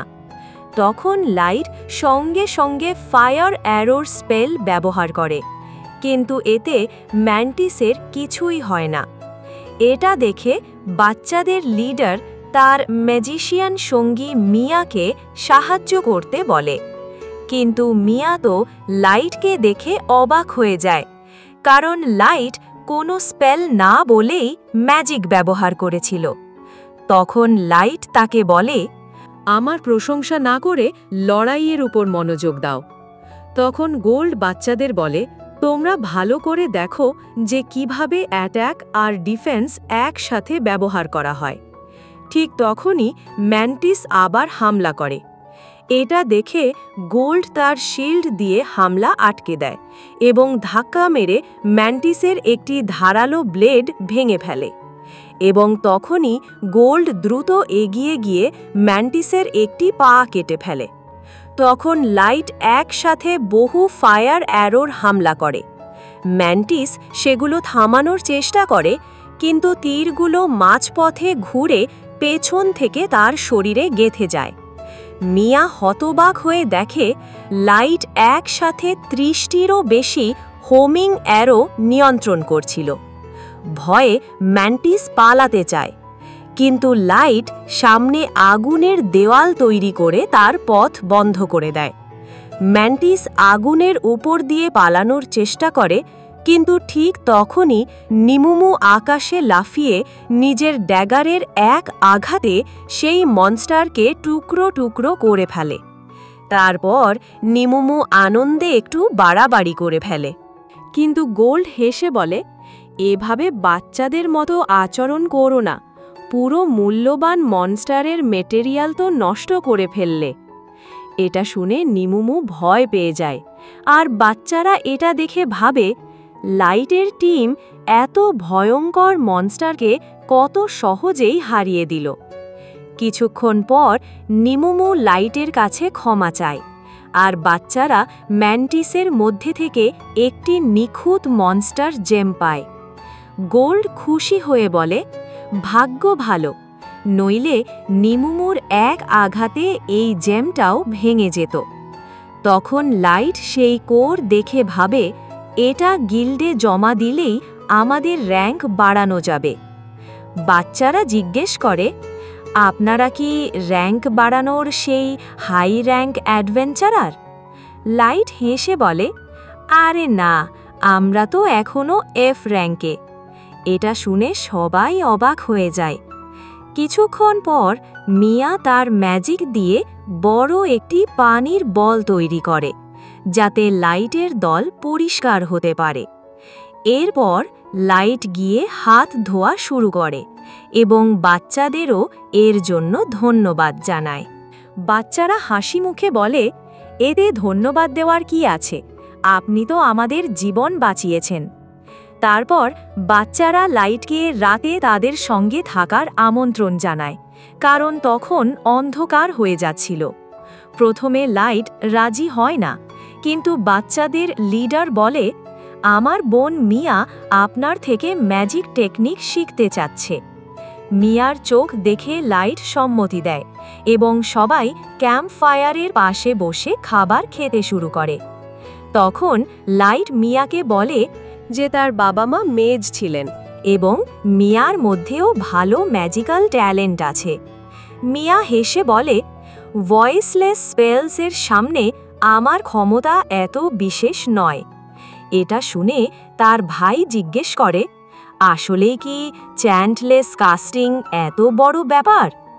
মিয়া বুঝিয়ে বলতে শুরু করে, জাদু 3 ধরনের হয়, যা হচ্ছে কমব্যাট ক্লাস, যেমন ফায়ার অ্যারো, যা সিঙ্গল টার্গেটের জন্য। তারপর প্র্যাকটিক্যাল স্কিলস, যেমন ফায়ারওয়াল, যা ক্রাউড কন্ট্রোলের জন্য, এবং স্ট্র্যাটেজিক ক্লাস স্পেলস, যা পুরো এলাকায় প্রভাব ফেলতে পারে। স্ট্র্যাটেজিক লেভেলের স্পেলগুলো প্রাকৃতিক দুর্যোগের মতো শক্তিশালী এবং এগুলো কয়েকজন হাই লেভেলের মেজ একসঙ্গে কাস্ট করে। ড্রাগনুড, এলফস এবং ডেমন রেসগুলো সহজেই এসব স্পেল করতে পারে, কারণ তাদের ন্যাচারাল ম্যাজিক ট্যালেন্ট আছে, কিন্তু মানুষের সেই ক্ষমতা নেই।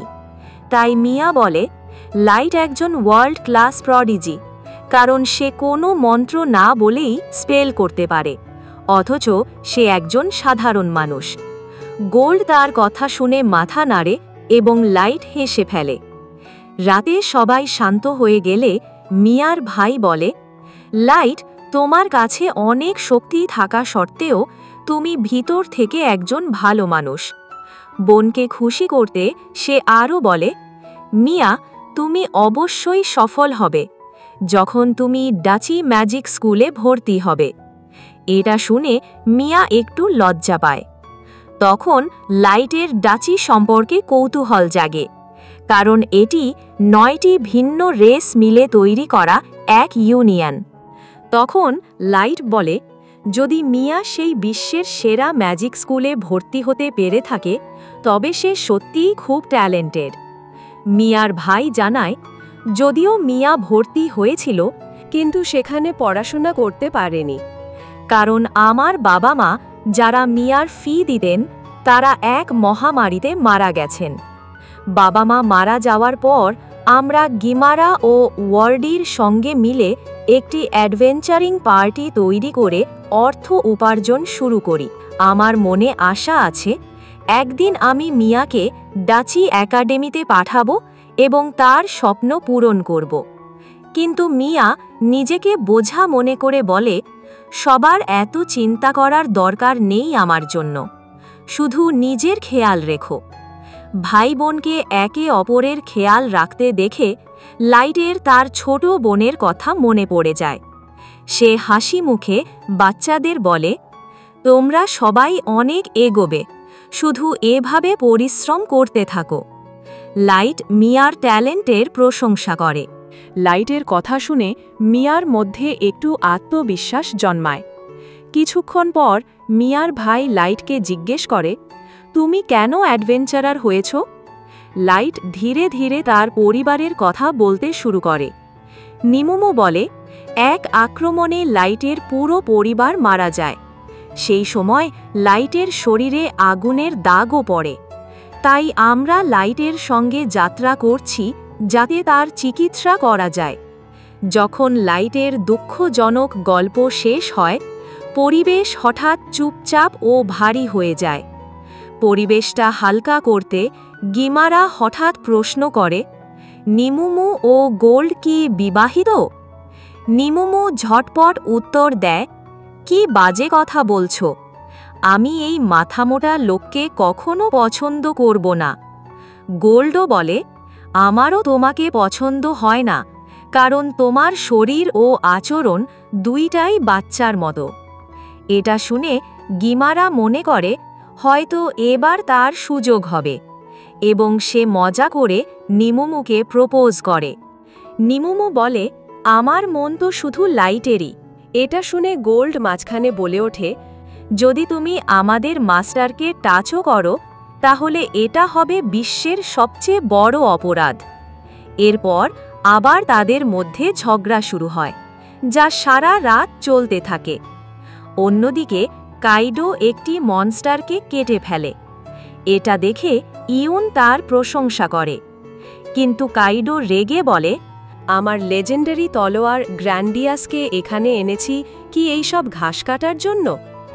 এটা শুনে ইউন কাইডোকে শান্ত করে বলে, আমার এই মনস্টারদের নমুনা চাই, যাতে তোমার লেভেল সীমা ভাঙার জন্য গবেষণা করতে পারি। সব মনস্টারের নমুনা একত্রিত হলে ইউন বলে, এখন আমাদের মানুষের নমুনাও নেওয়া শুরু করা উচিত। কিছু সপ্তাহ পরে লাইট অ্যাডভেঞ্চারার্স গিল্ডে ফিরে আসে, তার ডানজেন থেকে জমা করা মূল্যবান জিনিসপত্র নিয়ে। গিল্ডের রিসেপশনিস্ট লাইটের প্রশংসা করতে থাকে। এটা দেখে নিমুমু বলে, আমার মাস্টারকে সরাসরি S+ র্যাঙ্ক দেওয়া উচিত। লাইট তা ইগনোর করে রিসেপশনিস্টকে পেমেন্ট প্রস্তুত করতে বলে। তারপর গিল্ড থেকে ফিরে যাওয়ার সময় লাইটের দল লক্ষ্য করে এখন গিল্ডের অ্যাডভেঞ্চারেররা তাদের সঙ্গে আগে থেকে অনেক আলাদা আচরণ করছে। শহরের মধ্যে দিয়ে যাওয়ার সময় লোকেরা ফিসফিস করে বলে, তারা কি সেই যারা এত বিপজ্জনক ম্যান্টিসকে হারিয়েছে? লাইট ভিতর থেকে খুশি হয়, কারণ তার খ্যাতি এখন ছড়িয়ে গেছে। ঠিক তখন ডানজনের কাছে দাঁড়ানো কিছু অ্যাডভেঞ্চারার তাকে আটকায় এবং জিজ্ঞেস করে, আপনি কি ব্ল্যাক মটলি থেকে এসেছেন? লাইট অবাক হয়। তারা জানায়, শহরের মানুষ তোমার পার্টিকে এই নাম দিয়েছে। নিমুমু সঙ্গে সঙ্গে এগিয়ে এসে দাঁড়ায়, কারণ নিমুমু সন্দেহ করছে যে তাদের মতলব ভালো না। কিন্তু অ্যাডভেঞ্চারেরা হেসে বলে, আমাদের কোনো খারাপ ইচ্ছা নেই, এবং নিজেদের পরিচয় দেয় সুভালিন এবং গিলবার্ট নামে। সুভালিন জানতে চায় লাইট কিভাবে ডানজনের এত ভিতরে প্রবেশ করতে পেরেছে এবং সেই ম্যান্টিসকে কিভাবে হারিয়েছে। কিন্তু গিলবার্ট এতে বিশ্বাস করে না। তার মনে হয় এই সব শুধুই গুজব। এটা শুনে নিমুমু রেগে যায়। পরিবেশটি খারাপ হতে দেখে সুভালিন এগিয়ে আসে এবং বোঝাতে শুরু করে, আরে না, আমরা তো শুধু আপনার প্রশংসা করছি। এটা শুনে লাইট কিছুটা অবাক হয়ে যায়। তারপর সুভালিন বলে, আসলে আপনাদের দেখে মানুষের মধ্যে আশা জন্মেছে যে আমাদের রেসও শক্তিশালী হতে পারে। এমন সময় সুভালিনের দলের বাকি সদস্যরা তাকে ডাকে, তাই তারা সেখান থেকে চলে যায়।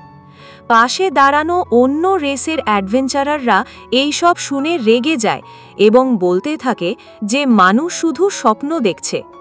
এটা শুনে গোল্ড বলে, কোনো সমস্যা নেই, আমাদের পরবর্তী মিশনের ফলাফল দিয়ে তাদের চুপ করাবো।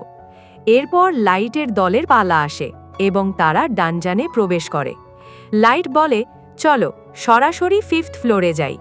কিন্তু ঠিক তখনই সে আকাশে উড়তে উড়তে নিচে মিয়ার দলকে দেখে। সে নিচে নেমে তাদের সঙ্গে দেখা করে। মিয়ার দল লাইটকে দেখে খুশি হয়। তখন মিয়ার ভাই তাকে ঠেলে বলে, লাইটকে দেখাও যা তুমি বানিয়েছ। কিছুটা দ্বিধার পর মিয়া লাইটকে একটি অদ্ভুত ক্রিম দেয়। সে বলে, আমি এটা তোমার বার্ন মার্কের জন্য তৈরি করেছি। হয়তো দাগ পুরোপুরি ঠিক হবে না, কিন্তু ব্যথা কমাবে। লাইট কিছুক্ষণ ভাবতে থাকে। মিয়ার মনে হয় তার উপহারটা লাইট পছন্দ করেনি। কিন্তু লাইট হাসি মুখে বলে, আমি এটা খুব পছন্দ করেছি। এবং এর পরিবর্তে লাইট তার গাচা কার্ড বের করে, যা একটি সুন্দর ব্রেসলেটে পরিণত হয়। সে ব্রেসলেট মিয়াকে দেয়। মিয়া প্রথমে কিছুটা লজ্জা পায়, কিন্তু লাইটের কথা মেনে পড়ে নেয়। তারপর সে খুশি হয়ে বলে, আমি এটা সব সময় আগলে রাখব। লাইট হাসে এবং কিছুক্ষণ পর তার দল সেখান থেকে চলে যায়। তারপর নিমুমু প্রশ্ন করে, মাস্টার, মিয়াকে এসএসআর র্যাঙ্কের বিশেষ ব্রেসলেট দেওয়া কি ঠিক ছিল? তখন গোল্ড বোঝায়, ওই ব্রেসলেট কারো সত্যিকারের ইচ্ছা পূরণ করতে পারে। লাইট সঠিক করেছে, সে মেয়েটির অনুভূতির সম্মান করেছে। এটা শুনে নিমুমু বুঝতে পারে জীবনের সবকিছুই টাকা বা জিনিসপত্রের দ্বারা পাওয়া যায় না। কিছুক্ষণ পর তাদের দল ডানজানের 5th ফ্লোরে পৌঁছায়, যা বরফে ঢেকে আছে। গোল্ড বলে, ওহ, এই জায়গা নিখুঁত আমাদের উপস্থিতি লুকানোর জন্য। তখন নিমুমু বলে, যদি তোমার সোনালি আর্মার চমকানো বন্ধ করে তবে হয়তো কেউ লক্ষ্য করবে না। লাইট পেছনে ফিরে বলে, এবার মজা বাদ দাও, আমাদের এখানে ইয়েতি হান্ট করতে হবে। এবং সে তার সঙ্গীদের তাদের কাজ করতে দিয়ে নিজে টেলিপোর্ট করে প্রাসাদে ফিরে আসে। সেখানে পৌঁছাতেই তার 4 জন বিশ্বস্ত মেডস তাকে প্রাসাদে স্বাগত জানায়। মেই তাকে চা দেয় এবং প্রশ্ন করে, অ্যাডভেঞ্চার কেমন চলছে? তখন লাইট বলে, এখন পর্যন্ত সব ঠিকভাবে চলছে। তারপর সে প্রশ্ন করে, ফাইনাল ওয়ারের প্রস্তুতি কেমন চলছে? এলি উত্তর দেয়, প্রায় সবই প্রস্তুত। লাইট ভাবে, হয়তো আমার ফিরে আসার কোনো প্রয়োজনই ছিল না। তারপর সে বলে, যদি কোনো রিসোর্সের দরকার পড়ে তাহলে ব্যবহার করো। ঠিক তখনই মিজুনা প্রশ্ন করে, মাস্টার, আমার স্পেশাল মিশন কি হবে? লাইট বলে, তুমি শুধু প্রাসাদের পাহারা দাও, তোমার সময় এলে আমি নিজে ডাকব। এটা শুনে মিজুনা বলে, এলি, তাড়াতাড়ি তোমার কাজ শেষ করো, না হলে আমি কিছু করতে পারবো না। সবাই হাসে এবং লাইট ভাবতে থাকে, এখন সময় এসেছে সাশাকে ধ্বংস করার। অন্যদিকে সুভালিনের দল ডানজানের 3য় তলায় রাতে বিশ্রাম নিচ্ছিল। সুভালিন গিলবার্টকে জিজ্ঞেস করে, তুমি কি মনে করো লাইট সম্পর্কে যে কথাগুলো চলছে তা কি সত্যি? গিলবার্ট দ্বিধা করে বলে, আমার মনে হয় না সে এত শক্তিশালী হতে পারে। সুভালিন বলে, মিয়া তো নিজেই সাক্ষী, তাই লাইট হয়তো কোনো প্রাচীন হিরোর পুনর্জন্ম। এই চিন্তা তাদের মনে আশা জাগায় যে হয়তো একদিন কোনো হিরো আবার ফিরে আসবে এবং তাদের রেসকে বিজয়ের দিকে নিয়ে যাবে। কিছুক্ষণ পর সুভালিন উঠে বলে, আমি একটু জঙ্গলের দিকে যাচ্ছি। তারপর সুভালিন ফিরে আসে এবং জোরে গিলবার্টকে ডাকে, কিন্তু তার পায়ের কাছে গিলবার্টের কাটা মাথা পড়ে আছে, আর সামনে দাঁড়িয়ে আছে কাইডো। কাইডো রেগে আছে, কারণ সুভালিনের ফিরে আসতে অনেক সময় লেগেছে এবং সুভালিন বুঝতে পারে তার সঙ্গীরা লড়াই না করেই মারা গেছে। সুভালিন ভাবে, এখনই শক্তিশালী এলফের সামনে আমার বাঁচার কোনো আশা নেই। কাইডো রেগে গিলবার্টের মাথার উপর পা রেখে চাপ দেয়। এটা দেখে সুভালিন রেগে যায়, কিন্তু সুভালিন শান্ত থাকে। সে একটি স্মোক গ্রেনেড ফেলে পালানোর চেষ্টা করে, কিন্তু পালিয়ে যাওয়ার সময় সে ভাবে, এবার কাইডো আমাকে দেখতে পারবে না, তাই হয়তো সে তার ম্যাজিক ব্যবহারও করতে পারবে না। কিন্তু ঠিক তখনই কাইডো কোনোভাবে ধোঁয়ার মধ্য থেকেও তাকে দেখে ফেলে। কাইডো ম্যাজিক স্পেল দিয়ে সুভালিনের ওপর আক্রমণ করে। সুভালিন মাটিতে পড়ে যায়, আর যখন কাইডো তাকে মেরে ফেলবে তখন ইউন পিছন থেকে এসে তার রড দিয়ে কাইডোকে থামায়। ইউন রেগে বলে, কাইডো, তুমি কেন সব মানুষকে মেরে ফেলেছ? আমার এক্সপেরিমেন্টের জন্য জীবিত সাবজেক্ট দরকার ছিল। তখন কাইডো বলে, একটা সাবজেক্টই যথেষ্ট। কিন্তু ইউন বলে, আমার আরও দরকার, কারণ আমাদের এক্সপেরিমেন্টে সবসময় ব্যর্থতার সম্ভাবনা বেশি থাকে। ইউন হেসে বলে, আমার জন্য মানুষ শুধুই পোকামাকড়ের মতো, যারা আমার ভয়ঙ্কর এক্সপেরিমেন্টের অংশ হওয়ার যোগ্য। অন্যদিকে নিমুমু অ্যাডভেঞ্চার গিল্ডের রিসেপশনিস্টের সঙ্গে ঝগড়া করছিল, কারণ সে চাইছিল লাইটের র্যাঙ্ক বাড়ানো হোক। কিন্তু রিসেপশনিস্ট বোঝায়, আমরা তো ইতিমধ্যেই লাইটের র্যাঙ্ক সরাসরি F থেকে D করে দিয়েছি, আর এখন এর চেয়ে বেশি আমি বাড়াতে পারবো না। কিন্তু নিমুমু তবুও বলে, আমার মাস্টারকে এস র্যাঙ্ক দেওয়া উচিত। তখন গোল্ড তাকে ধমকে বলে, তোমার এই বাচ্চা আচরণ লাইটের ইমেজ নষ্ট করছে। তখন নিমুমুকে শান্ত করার জন্য রিসেপশনিস্ট বলে, যদি লাইট কোনো বড় কাজ করে তাহলে তার র্যাঙ্ক আরও বাড়ানো যেতে পারে। এটা শুনে লাইটের মাথায় একটা বুদ্ধি আসে। তারপর রাতে লাইট তার সার্ভেন্টদের একত্র করে একটা ওয়ান্টেড পোস্টার দেখায়, যেখানে একজন রহস্যময় অ্যাডভেঞ্চারার কিলারের খোঁজ চলছে, যে কিনা মানুষদের আক্রমণ করত। তখন গোল্ড বলে, যদি আমরা এই ক্রিমিনালটাকে ধরতে পারি তাহলে সঙ্গে সঙ্গে প্রমোশন পাব। কিন্তু লাইট ভাবে, এত রহস্যময় কিলারকে আমরা কোথায় পাব? তখন গোল্ড বলে, লাইট, তুমি তোমার গাচা অ্যাবিলিটি ব্যবহার করো, হয়তো কোনো ট্র্যাকার কার্ড বের হতে পারে। এটা শুনে লাইট বলে, এত কম সময়ের মধ্যে ভালো ট্র্যাকার পাওয়ার সম্ভাবনা খুবই কম।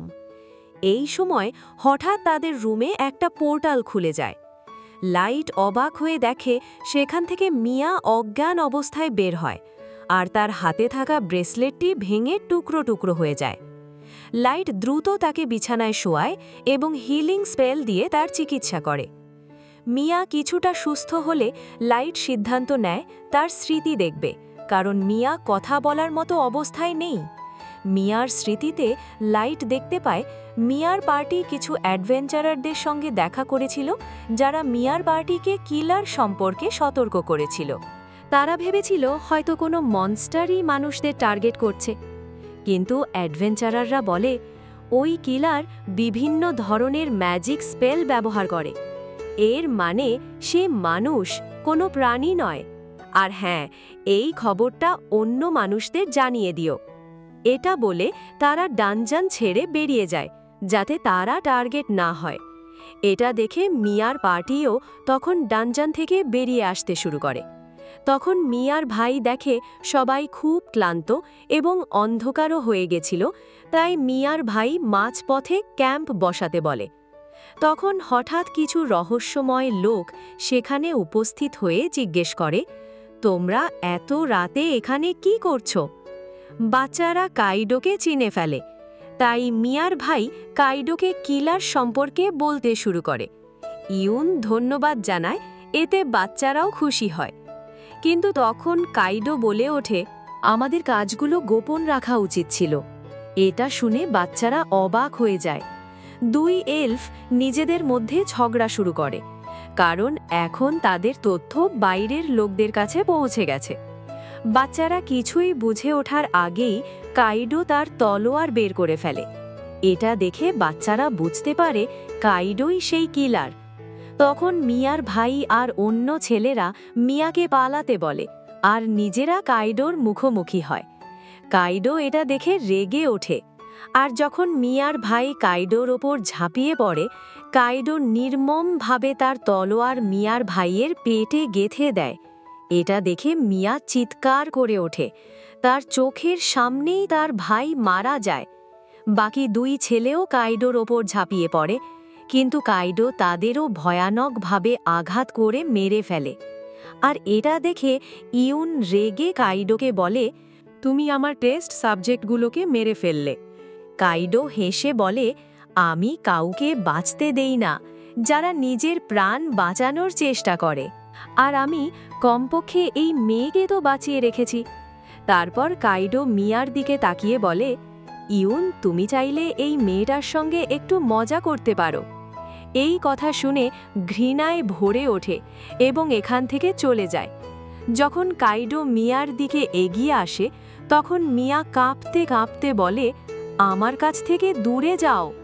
কিন্তু কাইডো হেসে বলে, আমি তো তোমার ওপর দয়া করছি। তোমার মতো নিচু জাতের এক মানুষের ওপর নজর দিয়ে এটা তোমার সৌভাগ্য।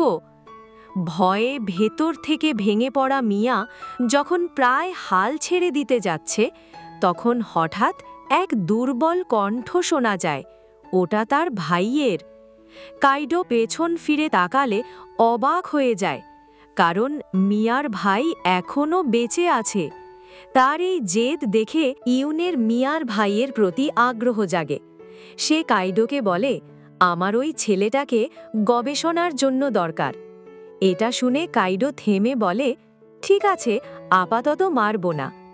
ওদিকে মিয়ার ভাই মিয়ার দিকে তাকিয়ে বলে, এখনই পালাও। এটা শুনে মিয়ার চোখে পানি চলে আসে। সে জানে তার ভাই তাকে বাঁচানোর জন্য নিজের জীবন উৎসর্গ করছে। অবশেষে মিয়া উঠে দাঁড়ায় এবং দৌড়াতে শুরু করে। ইউন কাইডোকে আদেশ দেয় মিয়াকে ধরে আনার।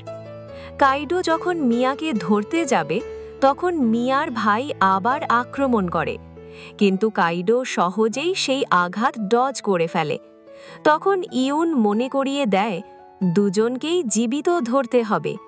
ঠিক তখনই মিয়ার ভাইয়ের মনে পড়ে গোল্ডের শেখানো যুদ্ধ কৌশল, ঢাল আর তলোয়ার একসঙ্গে ব্যবহার করা। এটা মনে করে সে কাইডোর দিকে ঝাঁপিয়ে পড়ে। এটা দেখে কাইডো অ্যাটাক ডজ করার চেষ্টা করে, কিন্তু ঠিক তখনই মিয়ার ভাই নিজের ঢাল দিয়ে কাইডোকে ধাক্কা মেরে ফেলে দেয়। কাইডো মাটিতে পড়ে যায় আর মিয়ার ভাই হেসে বলে, এখন বলো কে শ্রেষ্ঠ? কাইডো নিজের অপমান সহ্য না করতে পেরে কাইডো এলিওকে আহত করে দেয়। কিন্তু তখন ইউন কাইডোকে আটকে বলে, আমাদের মিয়াকে ধরতে হবে, না হলে সে ডানজান থেকে বেরিয়ে আমাদের ব্যাপারে সবাইকে বলে দেবে। অন্যদিকে মিয়া ডানজান থেকে বের হওয়ার চেষ্টা করে, কিন্তু তখন ওইখানে কাইডো চলে আসে। এটা দেখে মিয়া ভয় পেয়ে যায়। তখন কাইডো বলে, আমি তোমাকে 4 দিক থেকে ঘিরে রেখেছি, তুমি আজ এখান থেকে কোনোভাবে পালাতে পারবে না। কিন্তু মিয়া ভয় না পেয়ে তার ম্যাজিক স্পেল দিয়ে কাইডোর ওপর হামলা করে দেয়, কিন্তু কাইডোর এতে কিছুই হয় না। এটা দেখে মিয়া এখান থেকে পালাতে শুরু করে, কিন্তু কাইডো তাকে ফেলে দেয়।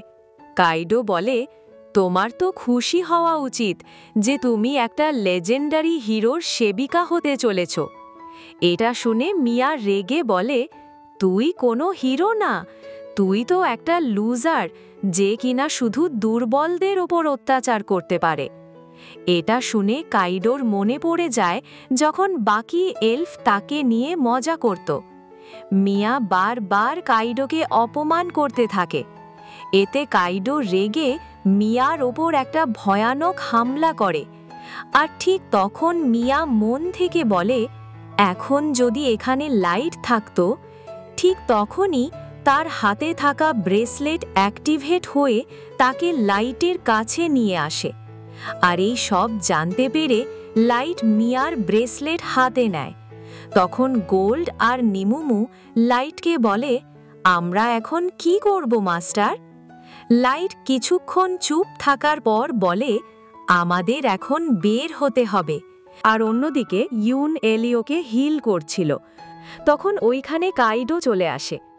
এটা দেখে ইউন মিয়ার কথা জিজ্ঞেস করে, কিন্তু কাইডো বলে, আমি তাকে ধরতে পারিনি, সে কোথায় যেন গায়েব হয়ে গেছে। এটা শুনে ইউন রেগে বলে, তুই একটা এলিট এলফ সোলজার হয়ে একটা ছোট মেয়েকে ধরতে পারলি না? তখন কাইডো বলে, ওই মেয়ে হয়তো টেলিপোর্ট হয়ে গেছে। কিন্তু এই কথায় ইউন বিশ্বাস করে না। আমাদের খবর যদি গিল্ডে পৌঁছায় তাহলে এলভিন কিংডমেও পৌঁছে যাবে। এটা শুনে কাইডো ভয় পেয়ে যায়, কারণ সে এলভিন কিংডমের সবথেকে মূল্যবান তলোয়ার চুরি করেছিল। আর এই খবর যদি এলভিন কিংডমের হোয়াইট নাইট আর্মি জানতে পারে তাহলে কাইডোর মৃত্যু নিশ্চিত। এটা ভেবে কাইডো ভয়ে আর রাগে মাটিতে লাথি মারতে শুরু করে। এটা দেখে ইউন কাইডোকে শান্ত করিয়ে বলে, তুমি চিন্তা করো না, একবার আমার রিসার্চ শেষ হলে আমরা খুব সহজে এলভিন আর্মির মোকাবেলা করতে পারবো। কিন্তু হঠাৎ ওইখানে লাইট এসে বলে, তোর সময় এখন শেষ। কাইডো লাইটকে দেখে চিনে ফেলে, কিন্তু লাইট তাদের উপর খেয়াল করে না। সে গিমরা আর ওয়ার্ডির মৃত শরীরের কাছে গিয়ে তাদের চোখ বন্ধ করে দেয়। তখন পেছন থেকে গোল্ড বলে ওঠে, মাস্টার, এলিও এখনো বেঁচে আছে। লাইট দেখে এলিও এখনো শ্বাস নিচ্ছে। লাইট তৎক্ষণাৎ এলিওকে হিল করে। তারপর লাইট কাইডো আর ইউনকে জিজ্ঞেস করে, তোমরা এই নিরীহ বাচ্চাদের সঙ্গে এত নিষ্ঠুর আচরণ কেন করলে? লাইটের মনে বারবার সেই দৃশ্য ভেসে ওঠে যে এলিওর বন্ধুরা সামান্য কিছু রোজগার করে মিয়ার পড়াশোনায় সাহায্য করতে চেয়েছিল। এটা ভেবে লাইটের ভেতরে আগুন জ্বলে ওঠে। সে ভাবে, যদি পরিস্থিতি আলাদা হতো তাহলে হয়তো আমরা বন্ধু হতাম। তখন লাইট ঠান্ডা কণ্ঠে বলে, এর হিসাব তোমাদের দিতে হবে। কাইডো দ্রুত বলে ওঠে, আমরা নির্দোষ। এটা শুনে লাইট বলে, আমি মিয়ার স্মৃতিগুলো দেখেছি, তাই আমি সত্যিই জানি।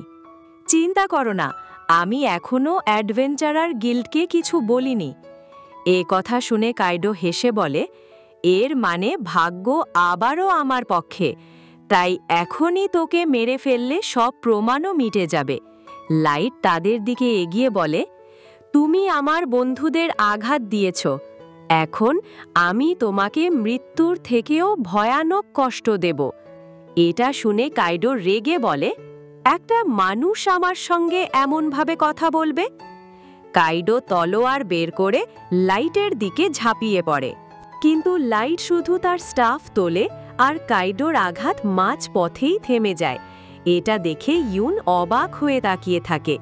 লাইট বলে, কি এইটুকুই তোমার শক্তি? এটা শুনে কাইডো লাগাতার আঘাত করতে থাকে, কিন্তু লাইট খুব সহজে প্রতিটি আঘাত আটকে দেয়। এই সব দেখে ইউনের মনে প্রশ্ন জাগে, কিভাবে একটা মানুষের বাচ্চা এলফ সোলজারের প্রতিটি আঘাত আটকে দিচ্ছে? কাইডো মরিয়া হয়ে তলোয়ার চালাতে থাকে, এই আশায় হয়তো কোনো আঘাত লাগবে, কিন্তু লাইট এক ঝটকায় তার তলোয়ার দূরে ছুঁড়ে ফেলে দিয়ে লাইট মুহূর্তের মধ্যেই কাইডোর পেটে এক ঘুষি মারে। কাইডোর নিঃশ্বাস বন্ধ হয়ে যায়। কাইডো বুঝতে পারে সে দুর্বল, তবুও সে বলে, আমি এলফ, আর কোনো মানুষ আমার চেয়ে উপরে যেতে পারে না। সে ধীরে ধীরে উঠে দাঁড়ায় এবং কাইডো তার হাত আকাশের দিকে তোলে। তখনই তার চারপাশে বাতাসে ভেসে ওঠে অসংখ্য জাদুর তলোয়ার। এই শক্তিতে কাইডো নিজেকে সুপ্রিম মনে করে। হাসতে হাসতে বলে, এবার দেখি লাইট, তুই এটা ঠেকাতে পারিস কিনা। সব তলোয়ার একসঙ্গে লাইটের দিকে হামলা করে।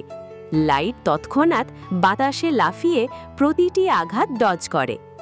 নিমুমু হেসে বলে, চিন্তা করো না, মাস্টার সামলে নেবেন। লাইট আকাশে উড়ে বলে, তলোয়ারগুলো সত্যিই শক্তিশালী, কিন্তু আমার জন্য এখনও যথেষ্ট নয়। ঠিক তখনই কাইডো টেলিপোর্ট করে লাইটের পেছনে এসে আঘাত করে, কিন্তু লাইট তার স্টাফ দিয়ে সহজেই তা আটকায়। এটা দেখে ইউনের চোখ বড় হয়ে যায়।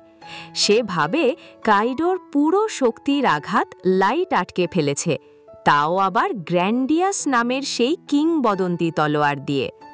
কাইডো রেগে চিৎকার করে ওঠে, তুমি জাদুকর হয়েও এমন লড়তে পারো যেন কোনো যোদ্ধা? কাইডো মাটিতে লাথি মেরে বলতে থাকে, মানুষরা সব বেঈমান হয়, লড়াইয়ে জিততে পারে না, তাই চিটিং করে যেতে। এটা শুনে লাইট শান্তভাবে জবাব দেয়, হ্যাঁ, আমি মেজ, কিন্তু তোমাদের মতন লোকেদের চেয়ে আমি একটু বেশি পরিশ্রম করি। কিন্তু কাইডো তার কথা বিশ্বাস করতে পারে না। পেছনে দাঁড়িয়ে থাকা গোল্ডো কষ্ট পেয়ে নিমুমুকে বলে, সে জানে না মাস্টারের কাছে আছে আনলিমিটেড কার্ডস, যেগুলো বিভিন্ন পরিস্থিতিতে মানিয়ে নিতে পারে। তখন লাইট তার হাত ছড়িয়ে দেয় আর মুহূর্তেই শত শত বরফের তলোয়ার তৈরি হয়। সবগুলো একসঙ্গে কাইডোর দিকে ছুটে যায়।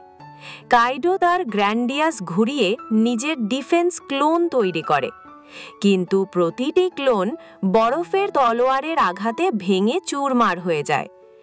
ইউন আর অন্য সবাই শুধু অবাক হয়ে দেখে এলভিন কিংডমের গর্ব সেই পবিত্র তলোয়ার লাইটের বরফের জাদুর সামনে গলতে শুরু করে। শেষবারের মতো কাইডো তার সব শক্তি দিয়ে আঘাত করে, কিন্তু লাইট মুচকি হেসে তার বরফের তলোয়ারগুলোকে ব্যারিয়ারের মতো ঘুরিয়ে কাইডোর আঘাত শেষ করে দেয়। কাইডোর তলোয়ার ভেঙে যায় আর একসঙ্গে ভেঙে যায় তার সব স্বপ্ন, অহংকার আর আত্মবিশ্বাস। ইউন অবাক হয়ে দাঁড়িয়ে থাকে। তার সামনে এক মানুষ এমন শক্তি দেখিয়েছে যা সে কখনো দেখেনি। তখন লাইট বলে, এবার তোর নাটক শেষ কর। কাইডো তখন সম্পূর্ণ উন্মাদ। সে চিৎকার করে ওঠে, অসম্ভব! একজন মানুষ আমাকে হারাতে পারে না। গ্র্যান্ডিয়াস কখনো হারতে পারে না। এই গ্র্যান্ডিয়াস তো এক মেস্ট্রোর তলোয়ার। লাইট অবাক হয়ে যায়। সে জিজ্ঞেস করে, তুই কি মেস্ট্রোকে চিনিস? এটা শুনে কাইডো পাগলের মতো হেসে বলে, আমি নিজেই তো মেস্ট্রোর রক্ত থেকে জন্মেছি, তাই আমি এক সাব মেস্ট্রো। এটা শুনে লাইটের চোখ বড় হয়ে যায়। আর এখন এর নেক্সট এপিসোড দেখার জন্য তাড়াতাড়ি এই চ্যানেলকে সাবস্ক্রাইব করে তার পাশে থাকা বেল আইকন ক্লিক করে অল নোটিফিকেশন সিলেক্ট করে দিয়েন, যাতে এর নেক্সট এপিসোড আপলোড দেওয়ার সাথে সাথে আপনাদের কাছে নোটিফিকেশন চলে যায়। তো টেক কেয়ার অ্যান্ড আল্লাহ হাফিজ গাইস।